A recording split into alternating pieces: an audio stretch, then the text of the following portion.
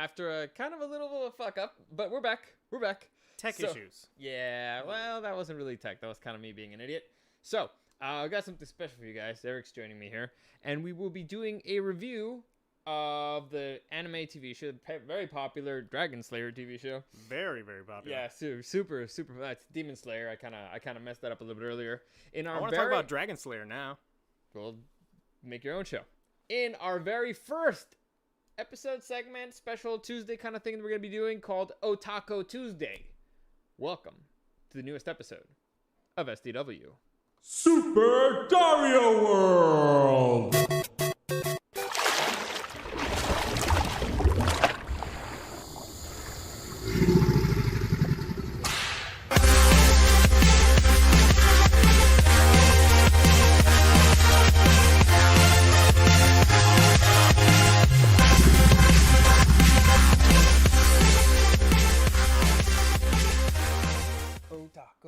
OTAKO Tuesday, OTAKO. We need to make an open for this. We need to make it open. Actually, we want to start, singing the songs for the shows and stuff like that. That'd be fun. I actually know the song on guitar for this anime. Really? Yeah. Bring it. No, I don't want. Ah, see? Bitch. I got it. Bitch. I'm a little self-conscious. Bitch. Well, I'm gonna do it right. Bitch. Anyway, so this is something we're gonna be doing. Maybe not every Tuesday, but whenever we can. Basically, me and Eric, we like anime. And we like talking about it. And so we binge watched the same show in 1 week, and we haven't really talked about it, so we're going to talk about it now.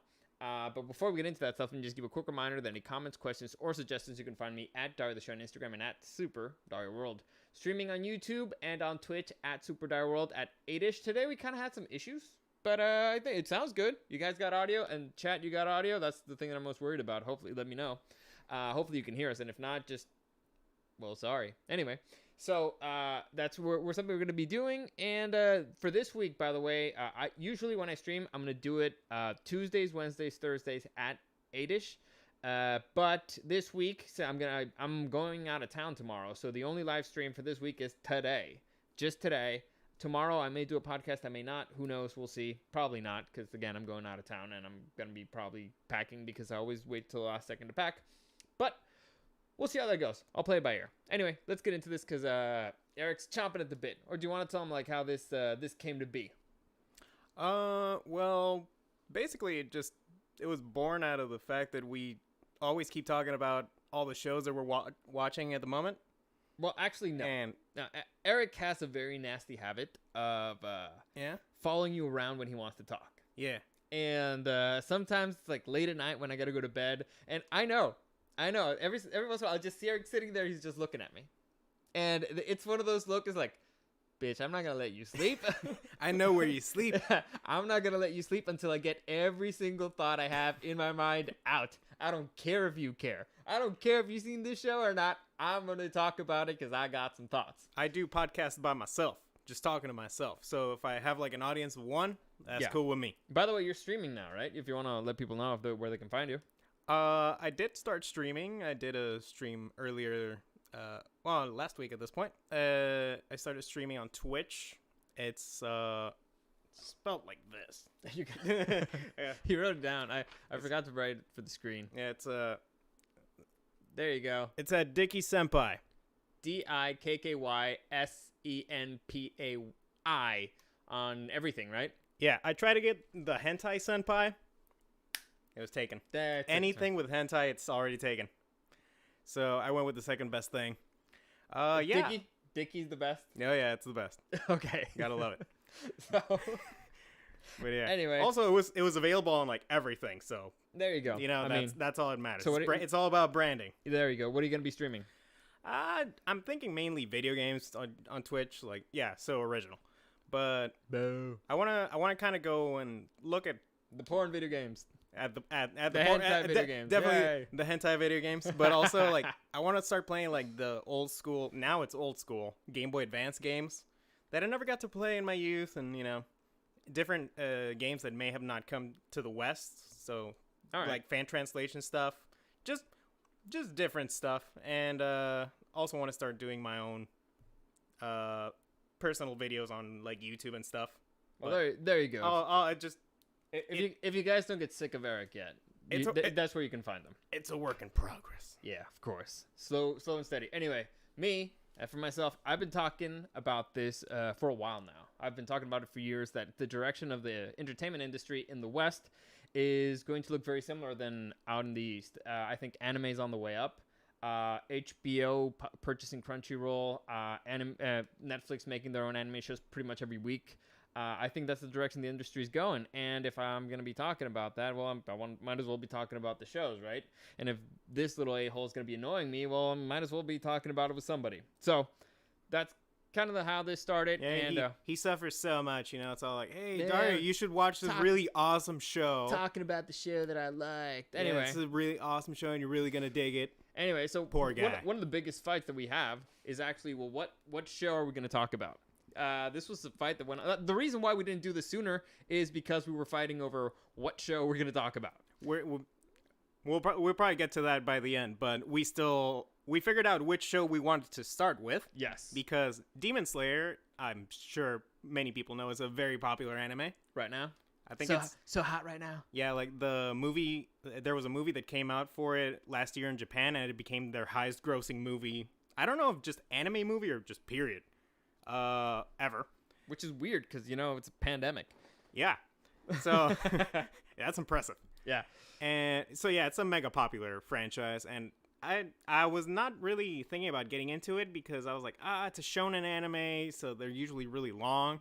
But luckily, it was only 26 episodes so far. Yeah, so I figured, and it's on Netflix in the U.S. if you want to watch it. Yeah, so I figured might as well. Hey, it's a popular show. Right now, so hot right now. I was in the middle of watching it. I was like, hey, this is actually pretty good. I'm gonna recommend it to Dario, and then we finish it, and then we can talk about it. And now we're fighting over which anime we should talk about next. Yes, it's an issue because I am of the opinion that if you're going to do an action anime, the next one has to be something that's completely different, like a drama, a rom-com, something stupid. I have this thing, or Eric has this issue with me, that I like trash anime. I do. He really does. I like it. And so I think that it should be like one trash, one maybe action, or stuff like that. I think it would be fun. But anyway, we'll keep fighting that off screen because that's I don't know how fun it's going to be for you guys. But let's focus on Demon Slayer here. So in a nutshell, I literally just finished streaming it today. I binge watched it over the last 2-3 days. The story is about a young lad, a young boy whose entire family gets killed by demons, and his younger sister gets turned into a demon. Because of reasons, the sister decides not to eat humans, and he decides to become a demon slayer, and the sister travels with him. Is that fair? Like, basic in a nutshell? Yeah, well, I mean, they themselves run into, like, this wild demon, and they get saved by a demon slayer. And he's all like, oh, you should probably learn how to become a demon slayer, huh? And he's like, yeah, that's a good idea. So... I mean, sure. Yeah. Sure. Yeah, whatever. I mean, in a nutshell, basically, yeah. It's about a dude who wants to become a demon slayer, whose sister is a demon, and he wants to turn her back into a human. It's about right. Yeah, there you go. Fair enough? Mm-hmm. All right, cool. Overall, I always like to begin with this, is something worth your money.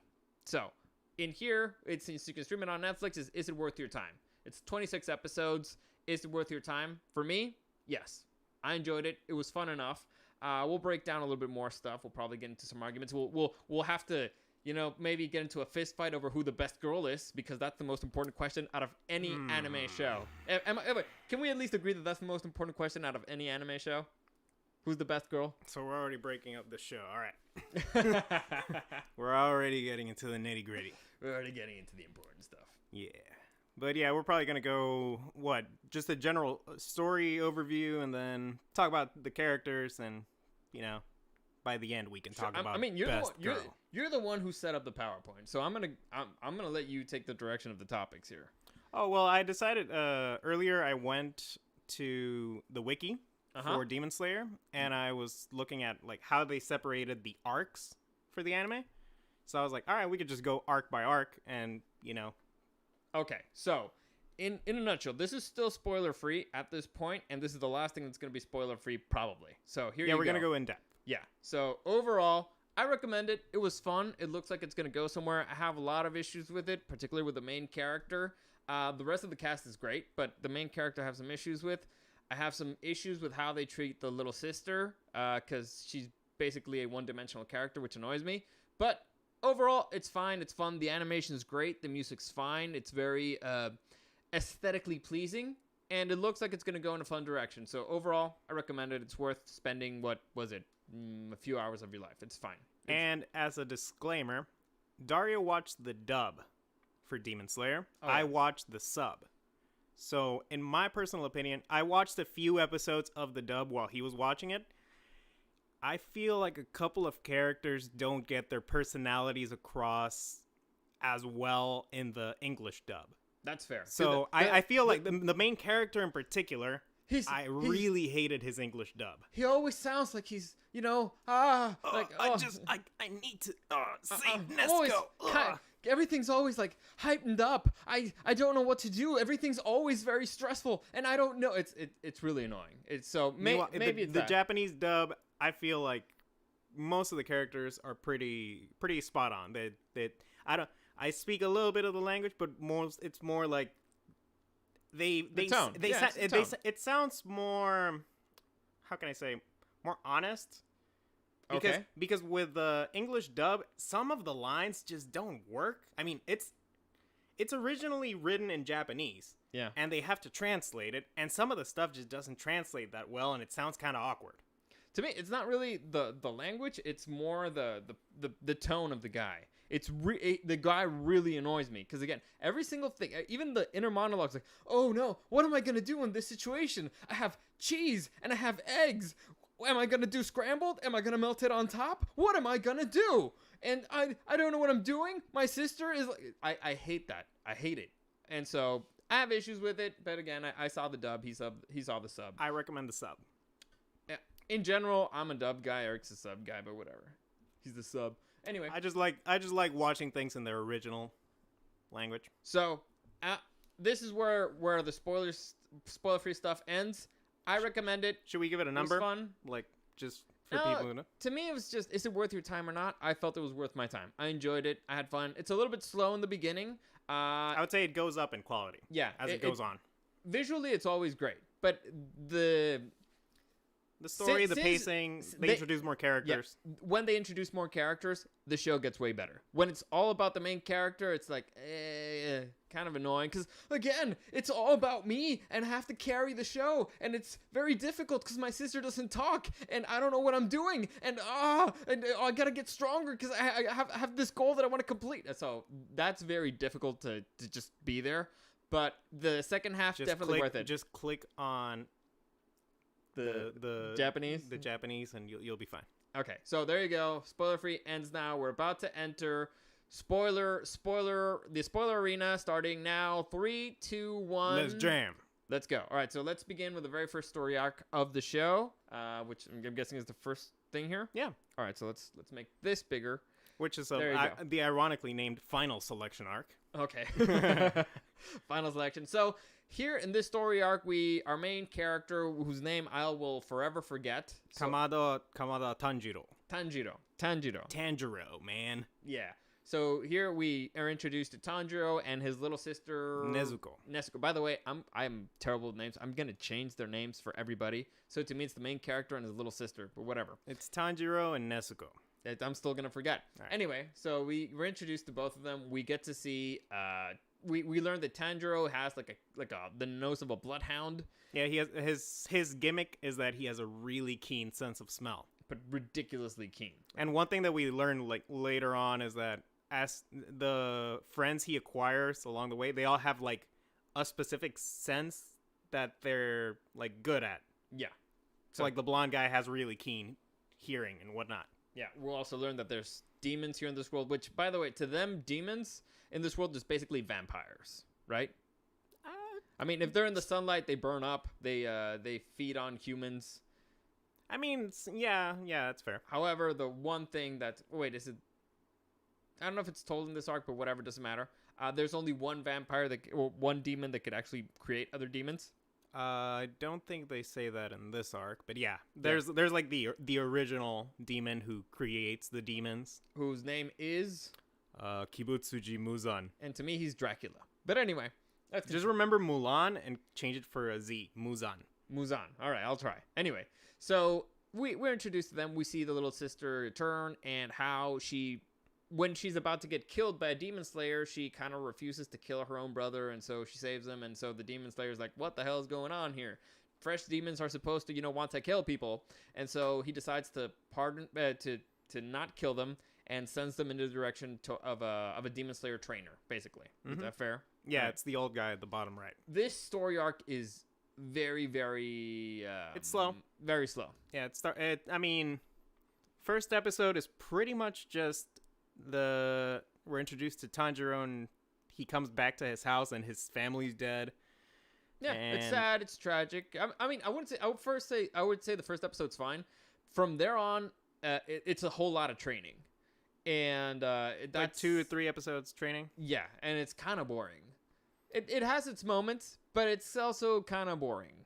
Because again, you're only with the main guy, and he doesn't understand why he can't do this, and it's impossible. And no, he's gonna keep trying because he has to do it for his little sister. I mean, to be fair, they have him doing some crazy shit for training. Of course. But again, you're with this guy who's really annoying. But whatever. I thought he looked cool with long hair.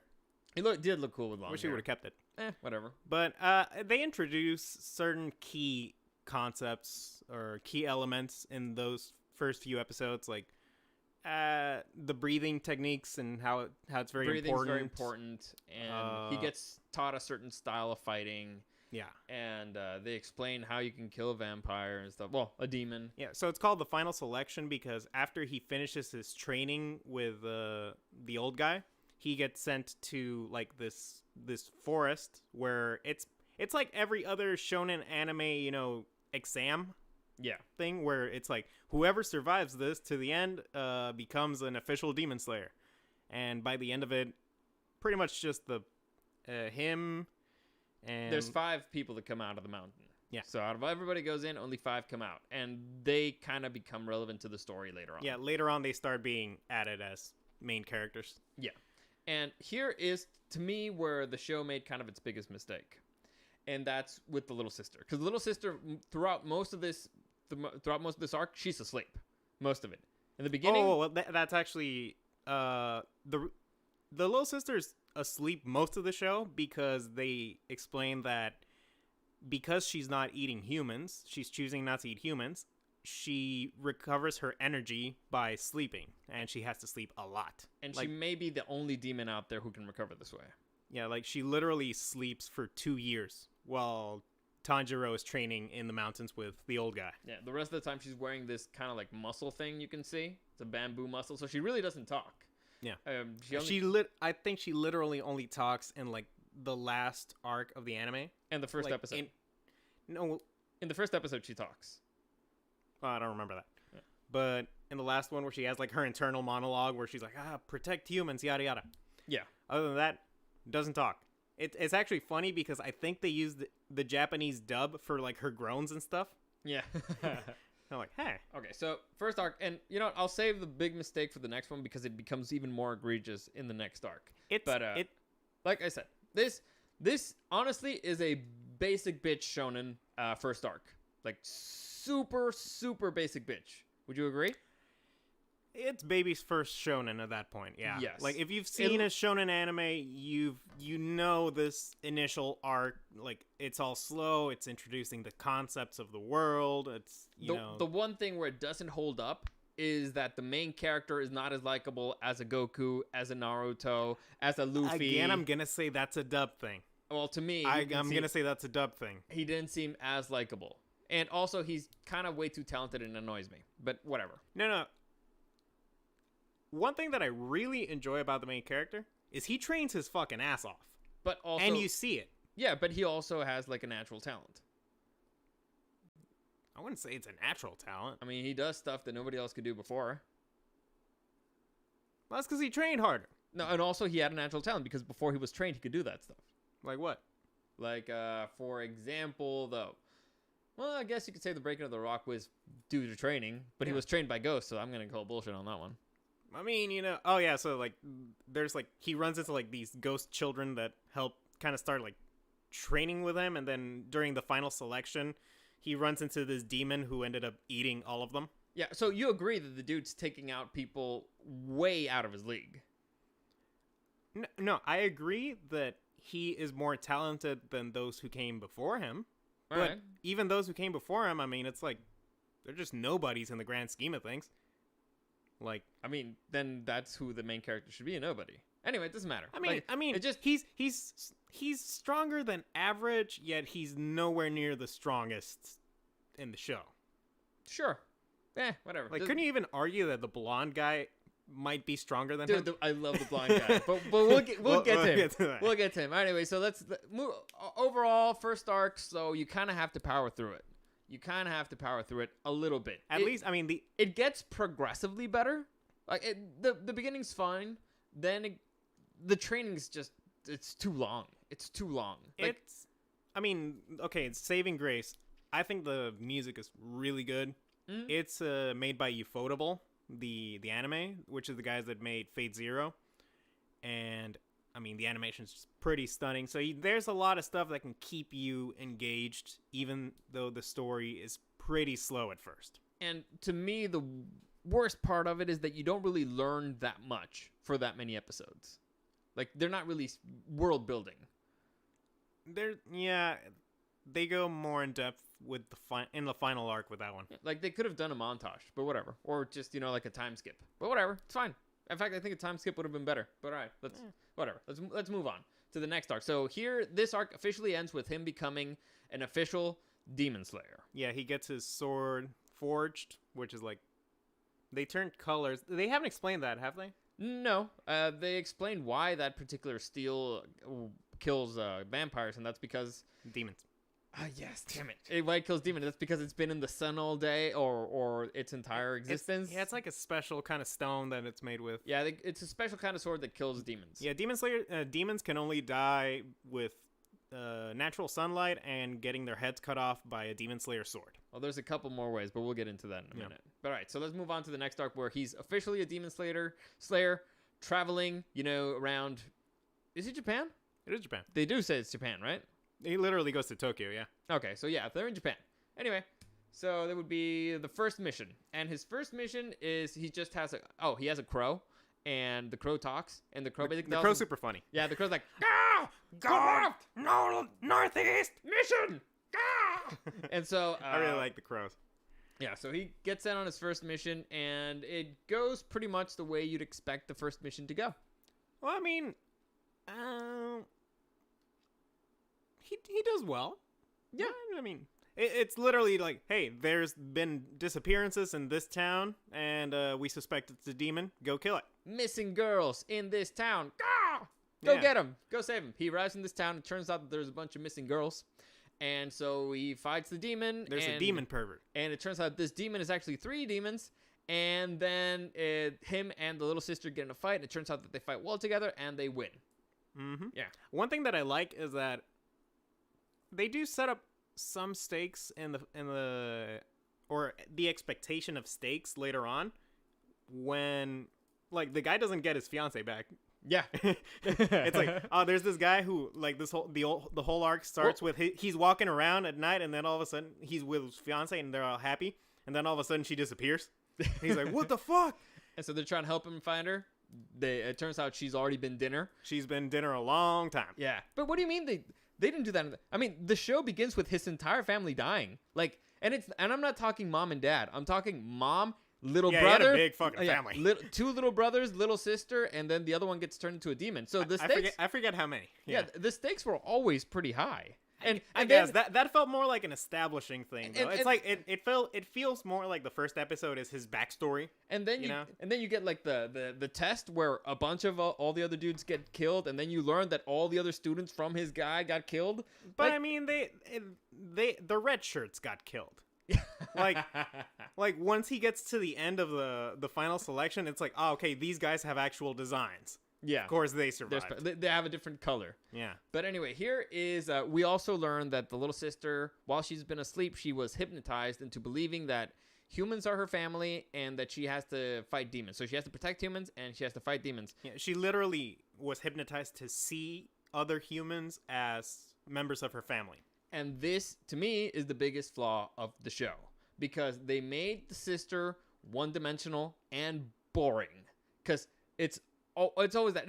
I like characters that have conflict. So to me, if you got a character that's a demon, it should be fun, or you could have a lot of fun with her actually trying to actively not to eat people. Like, imagine the brother's injured and she's like, she wants to help him, but she doesn't because she's attracted to the blood. Or there's other humans and she wants to help, but she runs away because she knows she might eat them and stuff like that. So there's a great TV show I highly recommend it. You may have heard of it. It's called Buffy the Vampire Slayer, and then Angel, and there's a lot of fun. They have a lot of fun with Angel with that, because Angel's a vampire with a soul, and so he doesn't want to eat humans, but he's also a vampire, and he's like, dinner. So they have a lot of fun with that. It's constant torture for Angel to not be able to drink blood, and so the fact that they took that away from her makes it kind of, even in Twilight they have that. The constant, suffering of, I want to eat this person. Here they made it too easy, and they made her boring because of it. They could have had a lot of fun with it, and it just made her boring, unfortunately. I mean, for at least the first half of the show, I would say the sister's more of a plot device. She's the motivation for Tanjiro to, become the strongest, because he has this mission that he needs to turn her back. So she's not a real character. Yeah. I would say by the end, you start seeing more of that struggle. I don't think so. A little bit. No. She's always sleeping. With the... Or she comes out when it's the most convenient. When the Hashira is trying to get her to eat him. Okay, no, but that's different. Because it's not coming from her. It's somebody else trying to provoke her. Well, I mean, I don't really like the hypnosis thing much either, but I feel like they're probably going to go more in depth with that in further seasons. To me, it's like they ruined something that could have been so much fun to watch. So much fun. So they made her boring, they made her one-dimensional, and that sucks to me. Like I said, to me, that's the biggest flaw in the show. And if you're talking about overall, it's not that big of a flaw, because they've used her in other ways. I think they give her a decent amount of personality for someone who doesn't talk. Imagine if she could talk. I think it's kind of neat that she doesn't talk. Imagine that's because you're sexist. Imagine a little. I haven't even talked about how cute she is and how much I want a plushie of her. Yeah. Okay. Imagine if, without saying anything, you could see her like suffering, like when she's near humans. Like, she wants to protect them, she wants to protect her brother, but she's in conflict, an internal turmoil. That'd be fun. That'd be fun to watch. I mean, I think there's a long way to go with the show. There's time. It's a shonen anime. Yeah. Anyway, stuff that can be explored later on. So, like I said, obviously they wanted to at first focus on the demon slayers themselves and create Tanjiro's, personality. So, if you've noticed, we've gone 2 arcs right now, and so far, pretty basic bitch, Shogun. Pretty basic bitch. But anyway, let's continue on to the next arc, which is the Asakusa arc? Asakusa arc. All right. This one is important because we are introduced to the main villain. Yep. Who is his Muzan. Muzan, yeah. There you go. There worked. Not Dracula. Kibutsuji Muzan. And we also get introduced to another very interesting character named Koyome? Tomoya? Miss Lady Tomoya? Lady Tomoya? Something like that. And her assistant, who's... And her simp. Her simp assistant, who's very Wait, I think funny. we can't say that word on Twitch, right? Why? I don't know. I think they get really mad. Yeah, well... And her Simpson. There you go. Yeah. Her buddy, her assistant. Anyway, Homer Simpson. Here we learned a lot of stuff, and here's where the story kind of gets going, because so far we don't know who the villain is. We know who that demons are villains, but we don't know where the hell this show's going. Basically, Yeah, that's basically Tanjiro gets another mission where he has to go to Tokyo, and this is where we learn the time period because apparently it's like early 1900s or the late I don't know, 1800s. dude. There's cars, There's cars and trains, but no guns, which is weird. I think it's like right before like Imperial Japan. I don't know, but it's a weird time. It's a world with demons, so it's just could be like that's just alternative. realistic. It could be just an alternative universe, whatever. Doesn't matter. In fact, I would argue that it's an alternative universe. It's not ours, really. Debatable. Anyway, so we learned the time period, and we learned something very weird about the main villain here, and that's that for some reason he has a human family. Mm. Now, they don't really get too deep into that, but we also learned that apparently his power is not absolute, and there's sort of kind of a resistance against him, which is Lady Tomoya. Yeah, we find out that there's a few other demons in the world who actually managed to maintain their humanity, I suppose. And we also learned something about the curse of Muzan's curse. Basically, if you say Dracula, it's Fight Club. Yeah, if you say his name, if you're a vampire and you say his name, you die. Why? I don't know, but apparently It's so the purpose. They kind of explain that Muzan, on purpose, doesn't want demons to like congregate because he's afraid that if they get together, they might be powerful enough to overthrow him. Dude's more than a little paranoid. Like he's very paranoid. He makes Stalin look like a pretty chill dude. It's like if anybody's seen JoJo's Bizarre Adventure, he's like the villain of Part 5. He's very, reclusive and tries to stay in the shadows. Yeah. And if anybody like starts to get his secrets out there, he does not like that. Yeah. So we learn all that stuff. There's also a pretty cool fight, and we start seeing how demons can have some pretty interesting abilities. Like we see that with in the previous arc with you mean the Blood Demon arts? Yeah. Yeah. The previous one had this ability where he could like go to an alternate dimension. Yeah. Here there's one that's basically telekinetic, but with arrows. It's really weird, but it's cool. Like it's a very interesting power. There's another one who he becomes like Accelerator from Certain Magical Index, where he has like these eyeballs on his hand, and wherever he points to, it's like that's where gravity goes. So it's like, oh, it goes to the right, so then you go to the right, and then you fly away. Yeah. So we and the other lady throws balls. Yeah. I don't think they're equal. No, I mean she has 6 arms. That's all right. So that's fair. Yeah. Anyway, so it's a fun arc. It's fun. We also learned that there's 12 elite demons that the 12 Kizuki. 12 Kizuki, and that the way that you identify is that they have the number in their eye, stuff like that. So we learned a few things. So at first we are meant to think that these 2 demons who go after the main characters, they're supposed to be one of the 12 Kizuki, but then we find out that they're not because bullshit.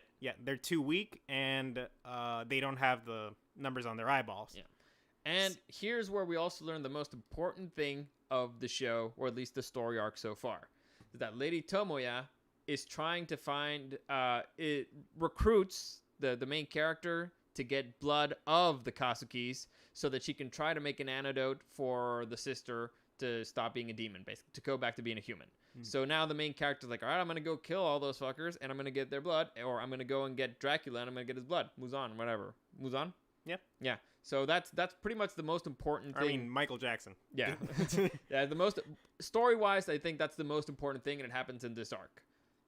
Yeah, Lady Tomoya, I think.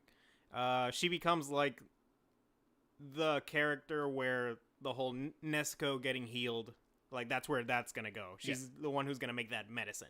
Also, by the way, very important, Lady Tomoya, she's also a demon. Did we say that? Yeah, they're all of them are demons. Yeah, she's a demon, but she managed to break the curse, and she's running away from Muzan. So there you go.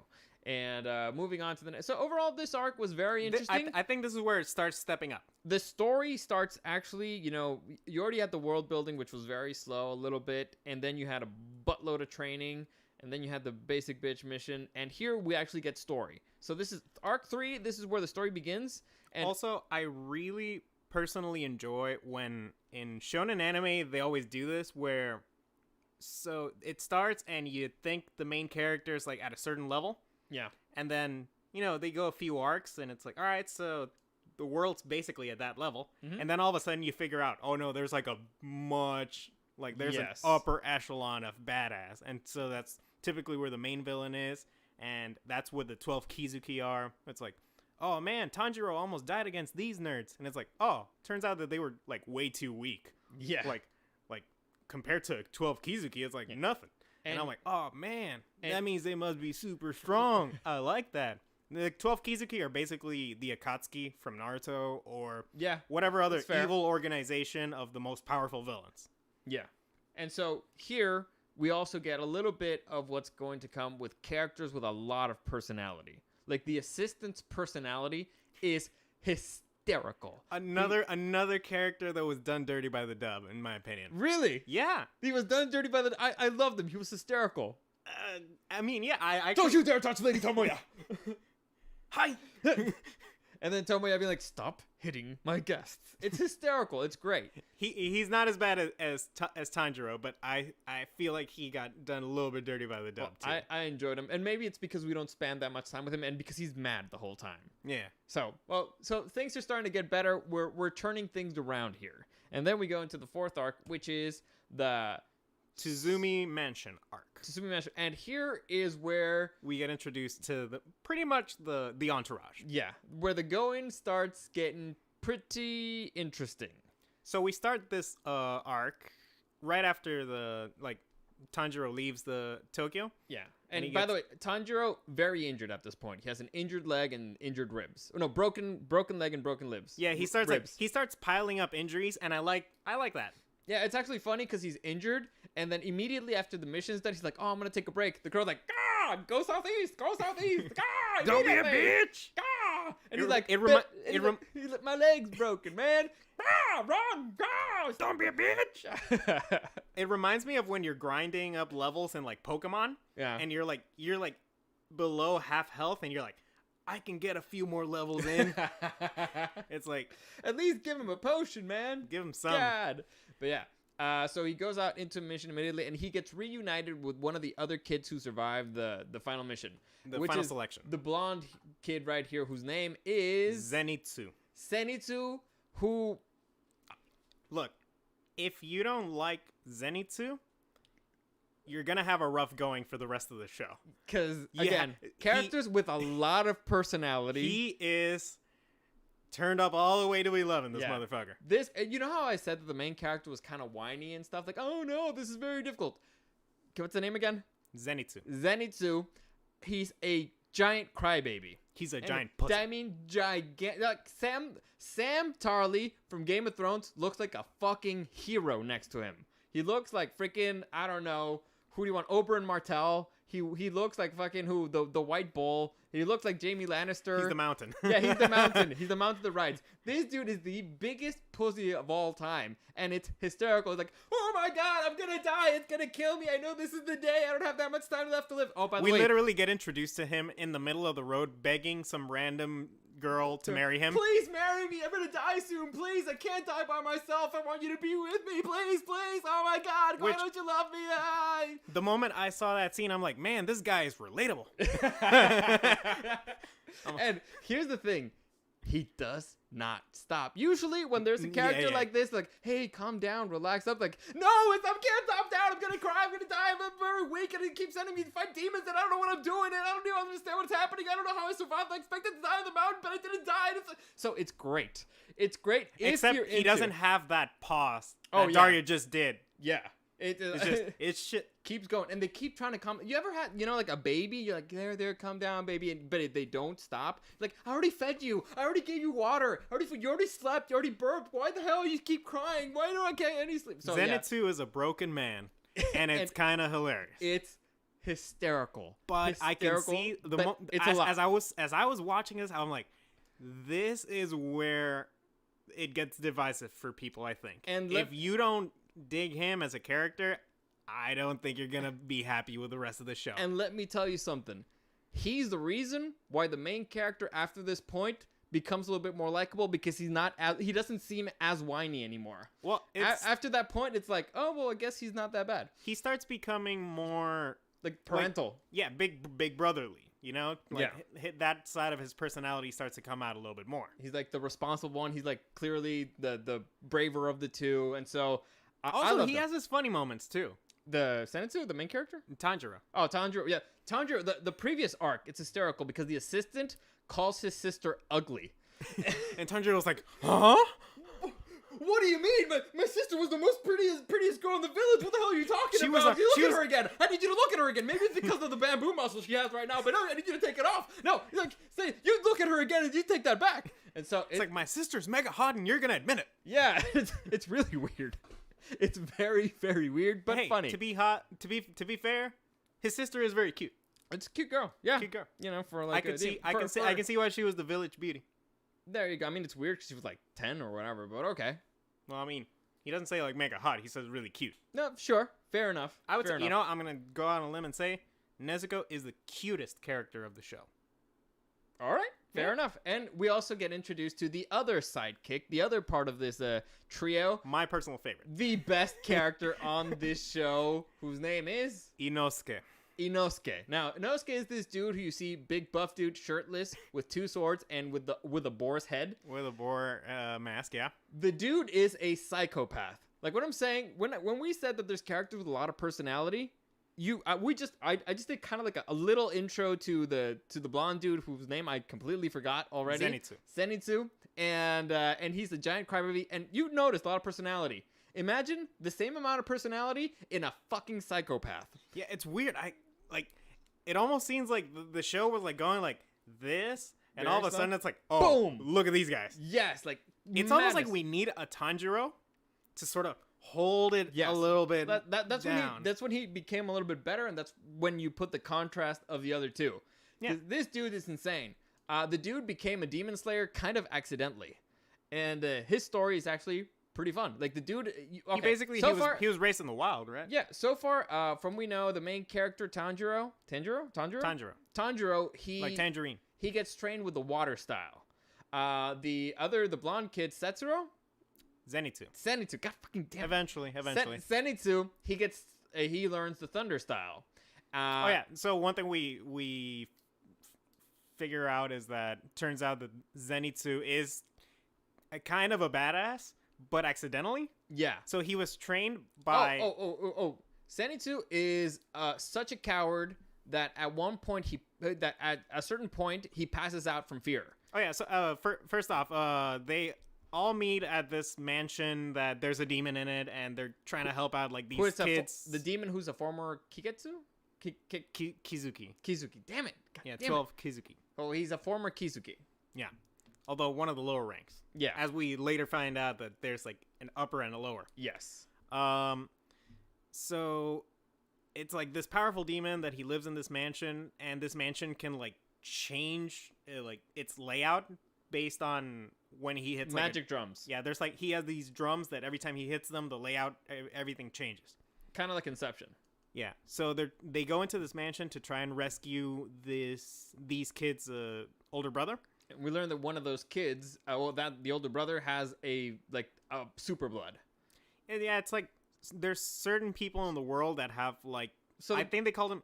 It's Marechi, and I only remember it because it sounds like mariachi. Yeah. So it turns out the demons get stronger the more humans they eat, and eating a Marechi is like eating 100 humans. Like 100 nobles, I think. So I think that's like even more. Oh, there you go. But it's like it's some Power. real gourmet shit. Yeah.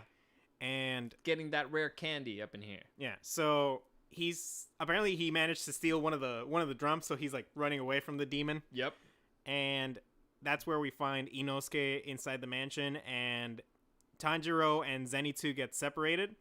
And it's funny because we see Zenitsu actually being he's like being guided by one of the little kids. Yeah. And the little kid just goes like, "Man, you're just pathetic." Why are you so mean to me? I'm trying to help. How did you get a sword? Like he's walking away. The kid makes a little noise. Like Zenitsu's like, "Oh, why are you making so much noise? They're gonna hear us. They're gonna know where we are. They're gonna come and kill us. You need to calm down. You need to stop making so much noise. Otherwise, they're gonna come in and kill everyone. I'm trying to find a way out. Where the hell is Tanjiro? I don't know what I'm doing. It's scary." Anyway, Man, you're such a pussy. yeah. And so in the fight, they get attacked by a demon. Zenitsu. Literally, Zenitsu literally gets so scared he passes out. Passes out, and that's when we learn that Zenitsu kind of a badass when he's asleep. So it turns out unconsciously, The dude has extremely good hearing. He has such good hearing that even he can hear in his sleep. And so, I mean, we all can, but yeah. in his sleep, he dreams that he's actually a badass, but his body's actually moving, and we get to see him fight. And later on, we find that he did go through some like crazy training, even though he was a big pussy. And he gets hit by lightning. And he gets hit by lightning and turns blonde.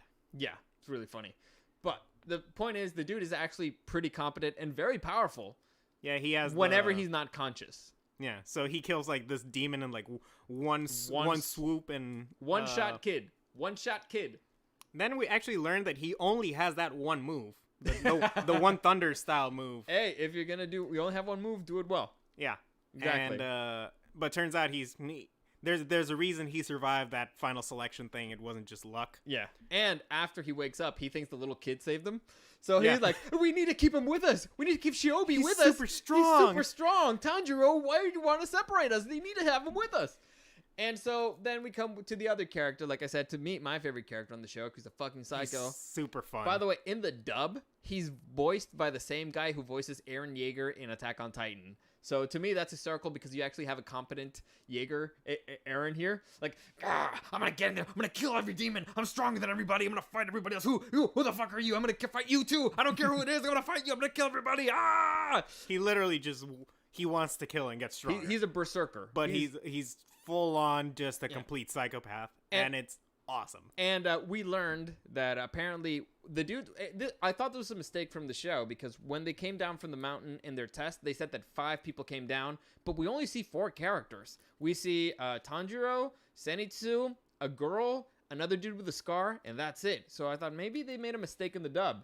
Here we find out that this is actually the first dude that came out of the mountain, because he was the first guy to run into it and the first guy to run out, because like, I gotta keep going. Yeah, he doesn't stop. Yeah, he does not stop for anybody. He just fights. And These are 2 characters that'll always turn up to 11 in the completely opposite directions, because one's a total pussy, the one is too brave for his own good.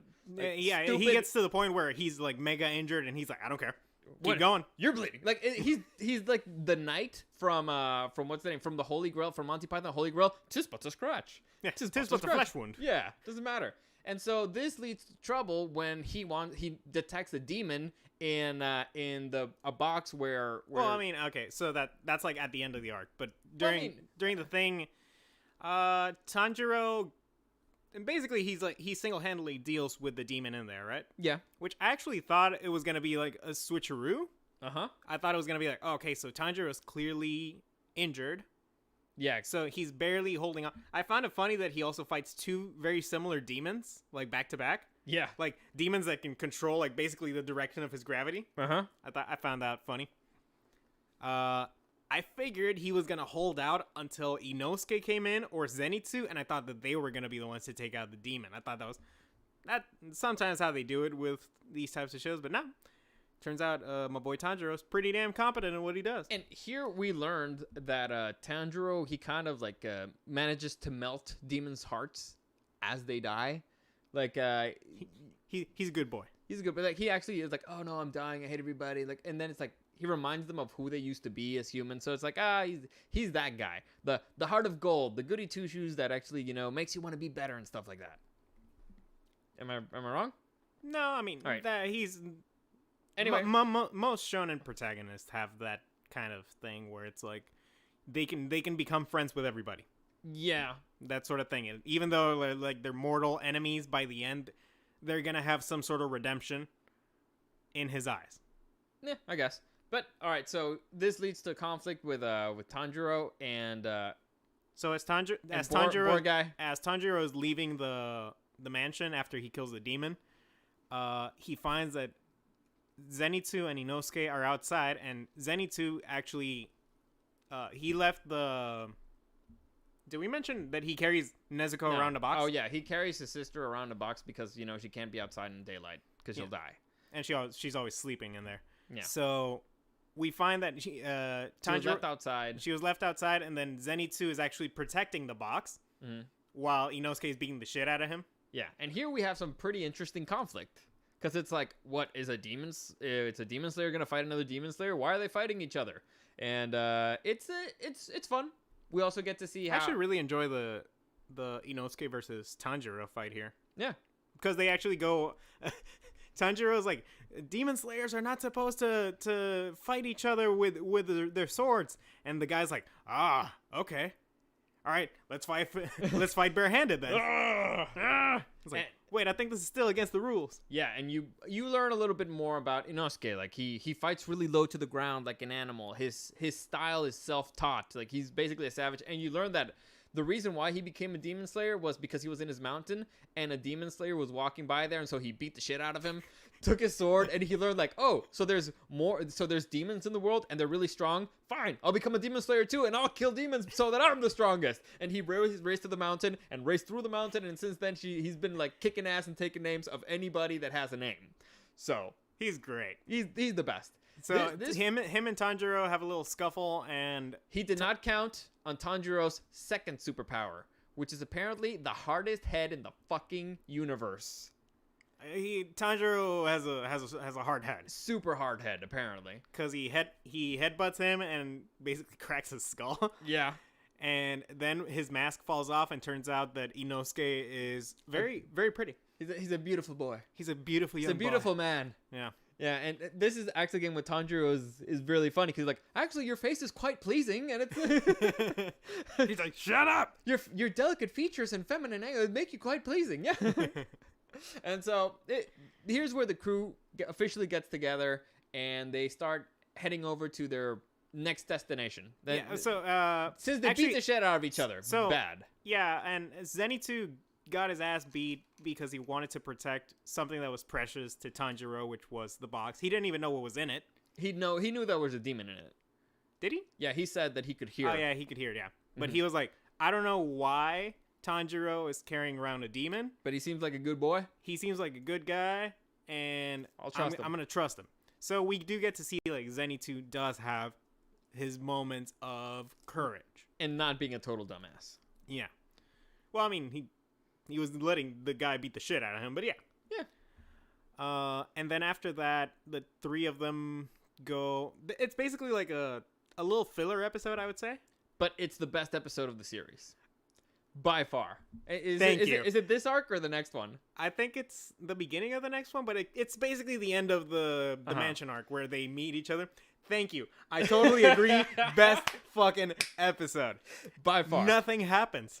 They're just so apparently there's this. Oh, a lot happens. Well, I mean, yeah, but nothing plot. They go to a hotel that's owned by basically. There's this family that one time, like generations ago, they got saved by demon slayers, and. We forgot to mention. There's a flower that repels vampires. Demons. Damn it! It's in the name. Damn it! Demons. It repels demons. At least I'm not saying dragons. Yeah. And so the symbol of this particular family, the wisteria. Yeah. Is the wisteria plant. But anyway, so they go there to rest because again everybody's got to crack ribs. It's their Pokemon center. Yeah. For demon slayers, they let them stay there for free and they take care of them. Yeah. And finally, the crow is like, "Yeah, you're beat to shit. Go rest. We don't need you. You're useless. Yeah, go rest." And the interactions in that hotel are hysterical because they're the best. Inosuke is still trying to provoke Tanjiro into a fight. So imagine Ino from Naruto and Sasuke. Okay. Inosuke, boar dude.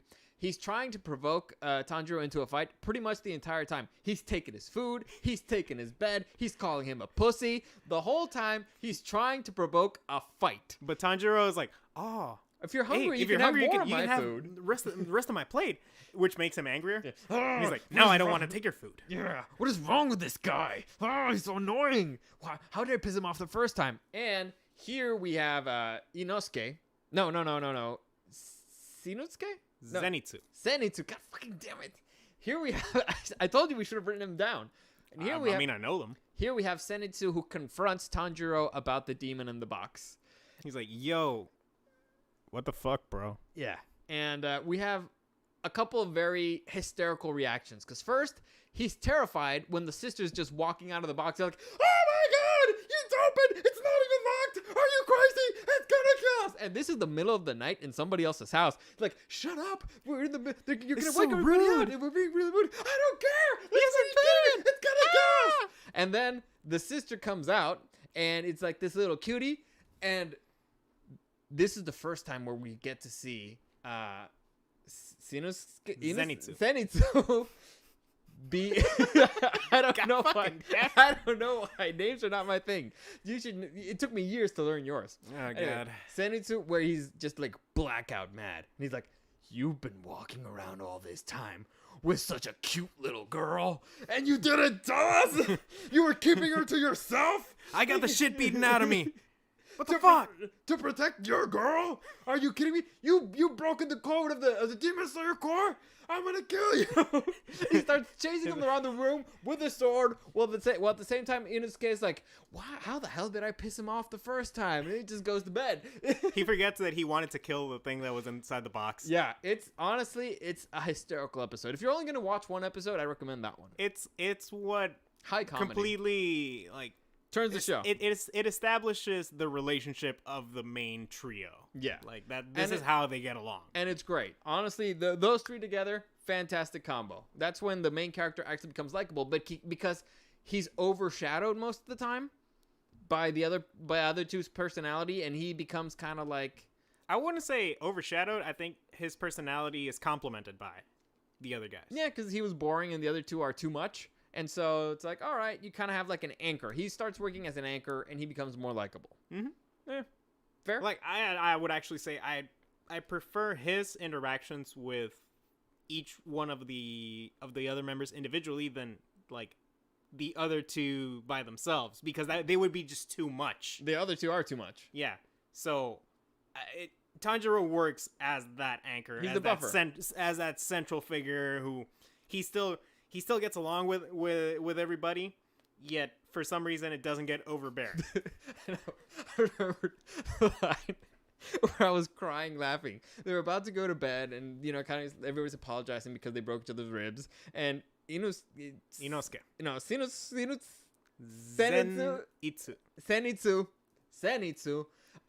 turns to Inosuke, and he's like, "So are you gonna apologize? Or do you feel bad about breaking my ribs?" He's like, not really. He thinks about it for a second.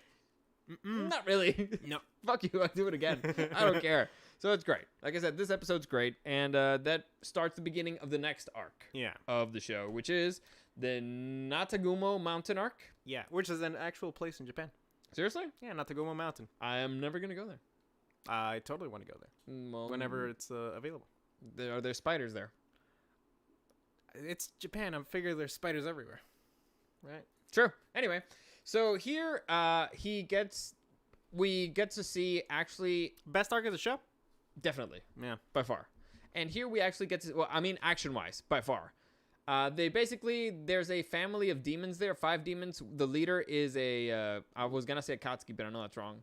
I mean, it's one of the 12 Kizuki. That's what The leader is one of the 12 Kizuki, and basically they sent a group of 10 demon slayers up that mountain, and most of them have turned into ceviche. Yeah, they get fucked. So the 3 main characters show up. Also, our 3 main characters are the lowest rank of demon slayer at this point. Yeah. So other guys that came up, demon slayers that came up the mountain before, they were higher ranked, and yet they got ceviche'd. And so Inosuke obviously wants to go straight up and fight, and so he just runs out of there. Tanjiro goes right after him, and Senutsu. I'll wait for you. Senusuke? No. Satsuke? No. You can be here all day. Zenitsu. Senitsu. God fucking damn it. And Senutsu. You confused Inosuke with him. Zenitsu. Zenitsu. Fuck! I'm sorry. I don't know why. What's the sister's name? Natsuko? Nezuko. Damn it. I got close. Yeah, close. So, Senutsu. Zenitsu. You're doing it on purpose. You're doing it on purpose. Solely on purpose. I'm not doing it on purpose. I'm sorry. So Zenitsu Yes. decides he's gonna be a pussy, and he stays behind until he realizes that he's alone in the dark, and his friends kind of like abandoned him. And No, actually, what motivates him is that he remembers that Tanjiro took his little sister, like, because he carries her around, and he's like, I need to go save Nesco. Yeah. He's so irresponsible. I have to go save her. And so he gets into the fight. He finds his balls. And so, but he's separated from everybody else. So his fight is actually pretty different, and we can just get him out of the way. He ends up getting turned into a spider, kind of. He gets injected by, well, there's like these little spiders that are like crawling around, and he gets pricked by one, and in 30 minutes he's gonna turn into a spider. One of the main ones tell him, and he's all like, "Oh, that's bad." It's really bad. So, I mean, he gets knocked out at one point. Was it fear again? Yeah, fear. Yeah, so he's like starts panicking, then he's like, "Oh no, I'm gonna turn into a fucking spider." Gets knocked out. This is where we find out his backstory, right? Yeah, a little bit of his backstory, and we learned something very important about his attack. Like, you remember how we said he only has one attack? Apparently, he can stack it up. So if he makes his attack, but he doesn't really do it, he can stack it. So it could be like his attack times 6 in power. Sounds like building. Yeah, so he builds it up. He can stack I it didn't up. catch that part. Yeah, because he does it several times, but he doesn't really do it. And that's when we learned that he can stack it up. Oh, I thought he couldn't do it because the spider was like attacking him too quickly, and it was like, this is your weakness. You can't, like, you need to be in like perfect position, otherwise. No, he was stacking. He was stacking it up. Okay, We learned that he's actually a badass fighting, and well, okay, so in this arc is pretty much when we get introduced into the Hashira. So the Hashira they're like the 12 Kizuki, but of the good guys. So they're the strongest of the strong. They are the Gold Knights. No, the Gold. Is it called the Gold Knights?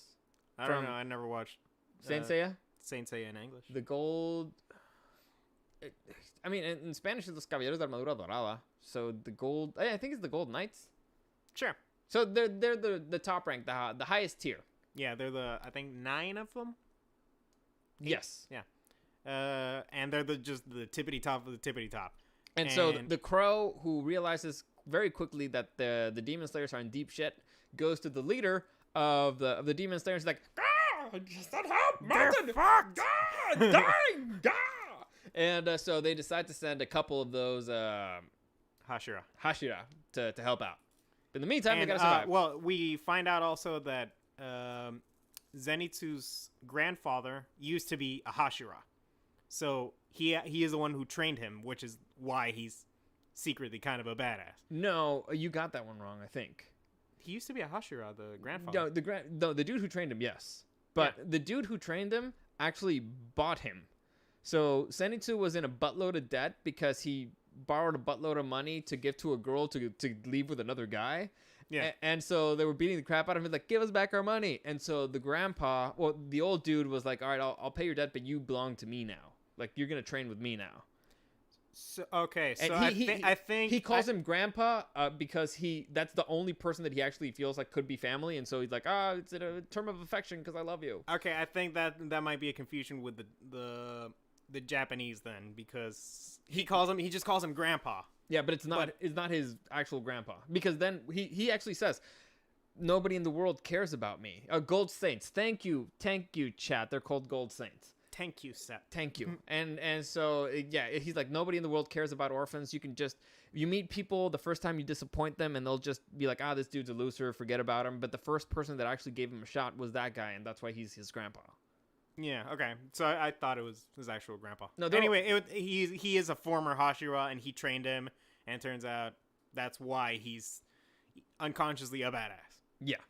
And that's when we see him get hit by lightning. Anyway, the point is he defeats that particular demon, but however, he's still poisoned. And so he uses his breathing to kind of slow down the poison, hopefully survive. And that's when Hachika? I don't even know what you're trying to say. The good Akatsuki, the Gold Saints. Hashira. One of the Hashira shows up, and two of them show up. Actually, one of them is the guy in the first episode who spared Tanjiro's sister. Yeah. and send him off to be trained. The other it's girl, that guy, and the other one is a girl who's, I call her Butterfly Girl. Is Shinobu. Shinobu, but she's like a poison expert, and so she deals with that situation, and she ends up saving his life. Now let's go into the other fun story. Although one thing that I kind of enjoy is that Zenitsu didn't know help was coming. Yeah. It was just like, Don't die. I literally, the only thing I can try is to stop, like, use my breathing technique to not die. Yeah. But it's just going to make everything painful for longer, and I don't know if I'm going to survive. Also, he wasn't exactly dying. He was getting turned into a spider. I'd rather die. Yeah. Anyway, those things are ugly. So that's where his story ends for this particular arc. He gets saved. The other two have a much more interesting path, which is they end up having to fight most of all the other demon slayers who were there, because it turns out that through spider webs they were being used as puppets. Mm-hmm. And so they were fighting. Some of them were already dead. Some of them weren't. They get into this fight, and it's kind of brutal because a few of them were still alive, yet mm-hmm. they were being like imagine 20 broken bones, and they were still being used to fight, and they're like, this is so painful. It's like my arms are broken, my legs are broken, but I'm still being used as a weapon. And it's a brutal fight. It's brutal to watch, but it's also hysterical because Inetsu is very competitive with Tanjiro. Inosuke is very competitive. You combine Zenitsu and Inosuke? Wow!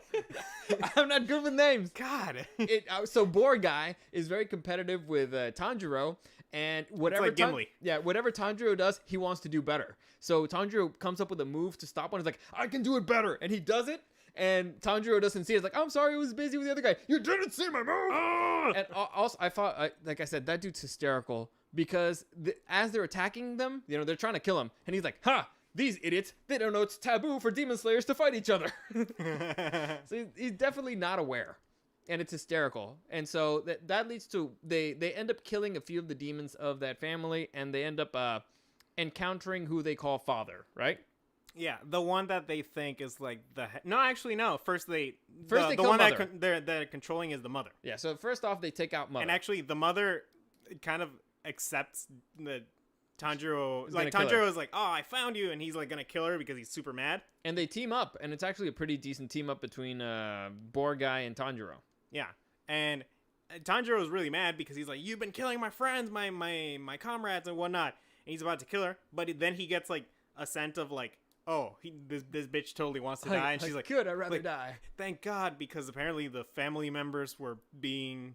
They're fucked up. It's a fucked up family. It's a fucked up family. Later on, we figure out it's basically one family member that controls them all. So they take down Mother, then they take on Father. And Father is basically they're berserker. Yeah, he's a giant, hulking beast with the face of a tarantula. And in this fight, Father ends up sending Tanjiro flying. So Inescu, it's actually really funny. So Inescu, did I get it right?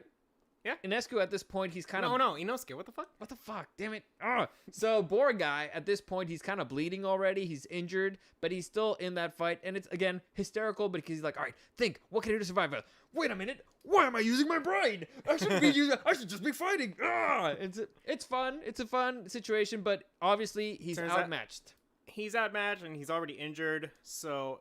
the father starts getting the better of him, and the father actually transforms into like a more badass version. Yeah, like he can't even cut him. He moves way too fast. Inosuke's like, "Oh, I'm gonna die." Yeah, and this is where we get one of the Hashira coming in, and basically they save him. Like after he gets like his throat crushed. Yeah, and the Hashira comes in, and he's like, "Yeah."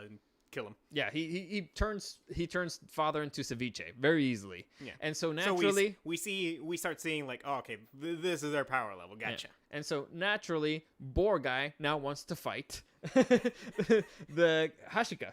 No, Hashira. God damn it, I'm close. All right, so he wants to fight the Hashira, and the Hashira basically ties him up and leaves him there. Like, dude, you need to heal. Like, you're welcome.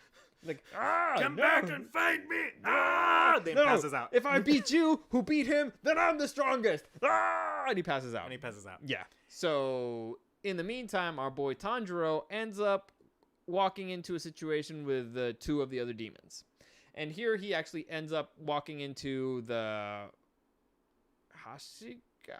I don't know. 12 Kizuki. with one of the Kisukis. Well, this is where we find out that actually the father was not a Kizuki. Yeah. It was the One of the sons. the son. Is the one at the top left? Yeah. And he's the one who has a number on his eyeball. What's his name? Rui, I think. Ryu. Rui. What are you doing? There you go. I'm marking so that I know who I'm talking about. Anyway, so that fight is actually pretty interesting because we get to see kind of like what is the level of these characters, because that dude. So first off, he's a lower level 12 Kizuki. I believe he's number 5. Yeah, so it's weird because you see him and it's like it's this lower 5. You're like, okay, but it turns out there's like the uppers and the lowers. So it's kind of like Saint Seiya in that regard. He's like He would be a silver. I think he'd be a bronze, right? No, there's gold and there's bronze. Is there only Oh no, upper there's and gold, there's silver, there's bronze. So is there only 2 levels? There's 3. I mean, in Demon Slayer. Demon Slayer, I guess. I mean, we only know that there's like the upper, and then there's the like a rotating door of the lowers. I Yeah. don't know if there's like a middle, I don't know. but Again, anyway. we haven't seen that much of the show yet. Yeah, he's the lower 5, and he starts whooping Tanjiro. He actually ends up breaking his sword. Yeah, Tanjiro is about to like slash him with like a big move, and then he's like, no. And he breaks the sword in half. Yeah, Which, no, more than half. He's like, he only got this left. He snaps the sword and clean. And so at this point, you're like, oh, fuck, this is the level. This is the power level of this world Takatsuki. So at this point, I figured the Hashira's gonna come in and save Tanjiro. This is actually something I didn't really like how the show did this. So we know that there's like these 2 like badass demon slayers in this mountain that are here to save our protagonists. So that kind of eliminates that tension a bit, right? A little. We know that they're gonna be saved. Yeah, one way or another. So when Tanjiro, like he breaks his sword, turns out that his name is Rui, the spider guy. Turns out he wanted to like create his own family, like, and he was jealous of Tanjiro and Nezuko's. Oh, by the way, as Tanjiro is about to get killed, conveniently Nezuko comes out and saves him. So again, she's been in a box the whole time, and she comes out at this particular point when it's the most convenient. I mean, that's literally the point for her. I know, that's what I said. She's a boring character. But anyway. You're boring. You're boring. Anyway, so that's when she comes out, and that's when Rui is like, oh my god, is that a true bond? Is that a true family bond? And that's what he kind of wanted. That's why he made his own really weird fake family. And that's why he was kind of like a terrorist and keeping them all there under fear. But he's like, oh, that's like an actual bond of love. I want that. So your sister's mine. Yeah, so he wants to like take Tanjiro's sister, but she also starts fighting back. So he's all like, all right, fine, I'm going to torture you until your spirit breaks. Mm-hmm. And what happens there? Tanjiro starts kind of using, he's like, all right, I need to use the ultimate move that I have, and it has to be perfect. And I mean absolutely perfect in order for me to actually land a hit. Because, actually no, because Rui actually plays with Tanjiro a little bit, and he's like, come on, hit me. And Tanjiro hits him, and nothing happens. He's like, oh, fuck. Yeah, like he literally can't cut him. Yeah, and so he's like, I got to do my best move, and it has to be perfect. And as he starts doing it, that's when Rui reveals, you think this is like my ultimate power? Like, let me show you what I can actually do. And he like enhances his power, and Tanjiro's like, oh, fuck, I'm dead. The guy's basically Spider-Man. Like, he can shoot like webs that just cut you. Did you guys ever see the first ever Resident Evil? You know, the room where all the lasers, like, that's pretty much his spider webs. And like they just go through everything. And they cut his sword. Yeah, and so they shoot that directly at Tanjiro. And for some reason, Tanjiro starts thinking of his dad. And he remembers... No, actually, they... Shinobu, the Hashira, the poison Hashira. Uh-huh. Well, the butterfly Hashira. She talks about the people's lives flashing before their eyes. So she says that a theory as to why that happens is that it's the body trying to save itself. So it's literally going through like its entire existence to like find a solution for the problem that's about to kill him. Interesting. And so that's where Tanjiro remembers his childhood, and he remembers that his father, they basically have like this family dance. Yeah, kind of thing. it's like a fire dance. It's weird. It's fire. It's not flame. Exactly. Very fire. different. So he has a fire dance. He remembers that from his dad who died of a sickness long ago. And basically, his water style becomes a fire style. Is that fair? Yeah, like it like gets morphed as he starts doing his dance. And so that makes that attack powerful enough that it could actually break some of the webs. And as he's fighting and he's getting close and he's about to put a hit that might actually kill the other guy does like an ultimate desperate move. And so Tanjiro's like, all right, I'm going to get hit, but I'm going to get him. They're going to kill each other. And this is when Nezuko actually activates her own blood demon art. So it's like each demon has like their own special power, their demon art. And she apparently can make blood explode, which is cool. It is really cool. And so the blood explosion and everything helps Tanjiro out, and they end up cutting off the head of Rui. Rui. They end up cutting his head. It's like, yeah, we fucking did it. And he goes... So, okay. I was really surprised by this. Okay. Because in my mind, I'm thinking, oh, Tanjiro's going to lose to Rui. And then he's going to get saved by the Hashira. Yep. It's going to be similar to what happened with Inosuke. Yeah. So when Tanjiro actually managed to pull through and seemingly win at the end of that episode, I was like, oh, wow. Yeah, dude, I didn't see that coming at all. I was Jeff Goldblum in Jurassic Park. He did it. Son of a bitch actually Crazy did son it. of a bitch actually did it. Yeah. I mean, obviously with help from Nezuko and her ability and whatnot, but still, he managed to pull through. Yeah. And then we find out there's a little switcheroo in the next episode. Yeah. Turns out that our boy Rui. It's 3 fucking letters, guy. Rui. that our boy Rui actually played a little switcheroo on him. So since he saw that Tanjiro was going to cut off his head, he decided, you know what? I'm going to cut off my own head. Yeah. So demons can only be killed by 2 things at this point. Sunlight and getting their heads cut off by a demon slayer's sword. So technically, if they cut off their own heads before, then the demon slayer sword can't cut them. Nope. That's what you call a loophole. Bitch. He got lawyered. Yeah. And so Rui ends up doing that. He puts his head back on and he's like, I fucking gonna kill you. At this point, Tanjiro's spent. Like, because his breathing techniques, they take like a toll on him, and that's how he uses his abilities. So he's like, I'm fucked. And this is where the Hashira comes in and saves him. Yeah. Now, I mean, there's not much left to it. The Hashira pretty much kills the guy with literally in the blink of an eye. Yeah, like it's nothing. Like, we literally see him blink, and then all of a sudden he has no head. Yeah. So, that's where you're like, oh, that's how powerful they are. Yeah. It's not even fair.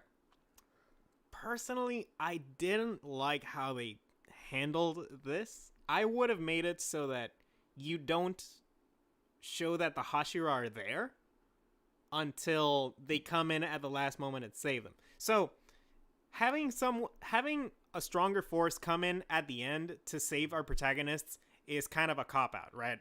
It's been done since Lord of the Rings. Yeah, but if you're gonna do it, might as well actually have it be a surprise. Yeah.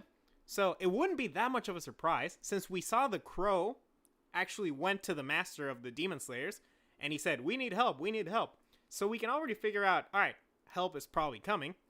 But I don't think it was smart to show that they actually were there.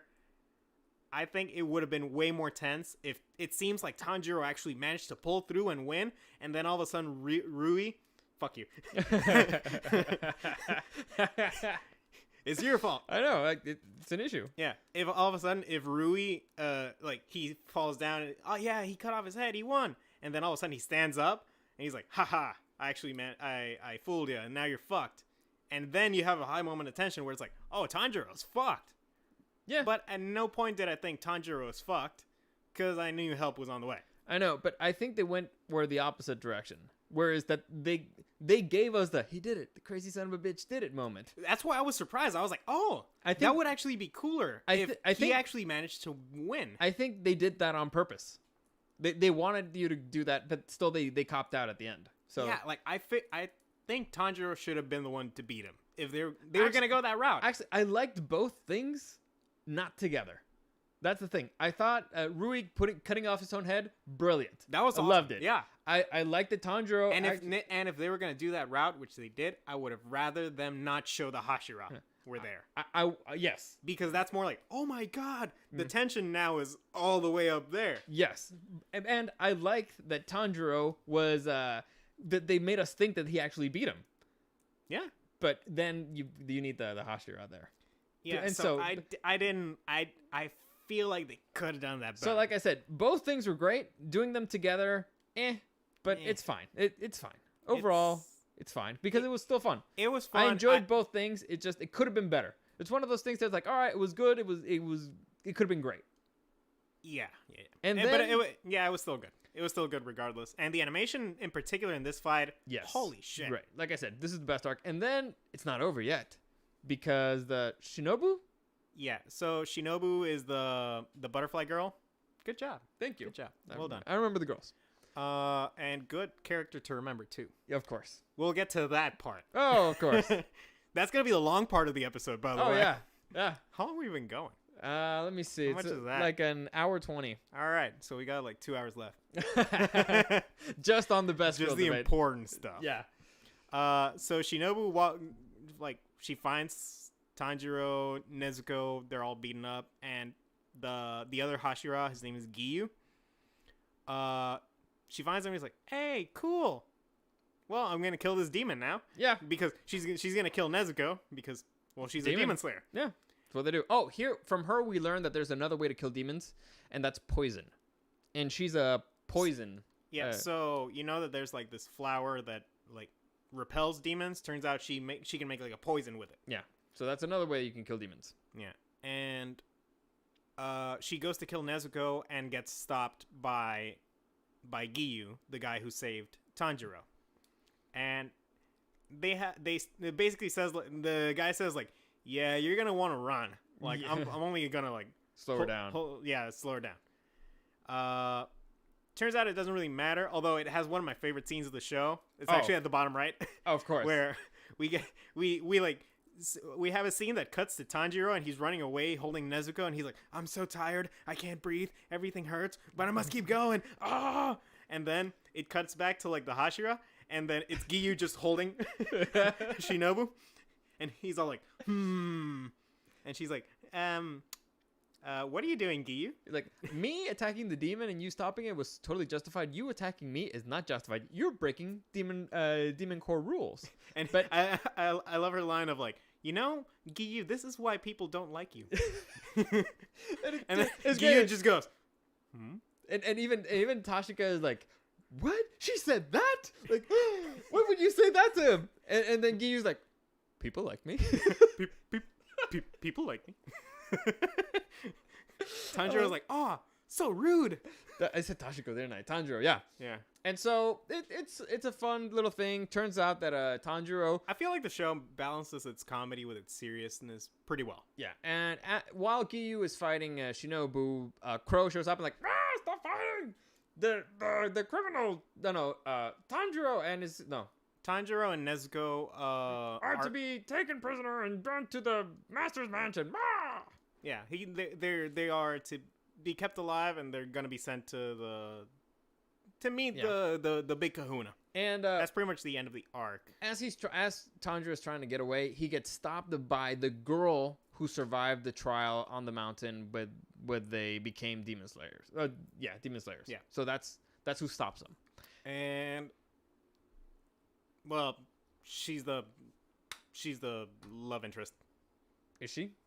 Totally. Anyway, let's continue. That's pretty much she gets established. She's gonna be the love interest.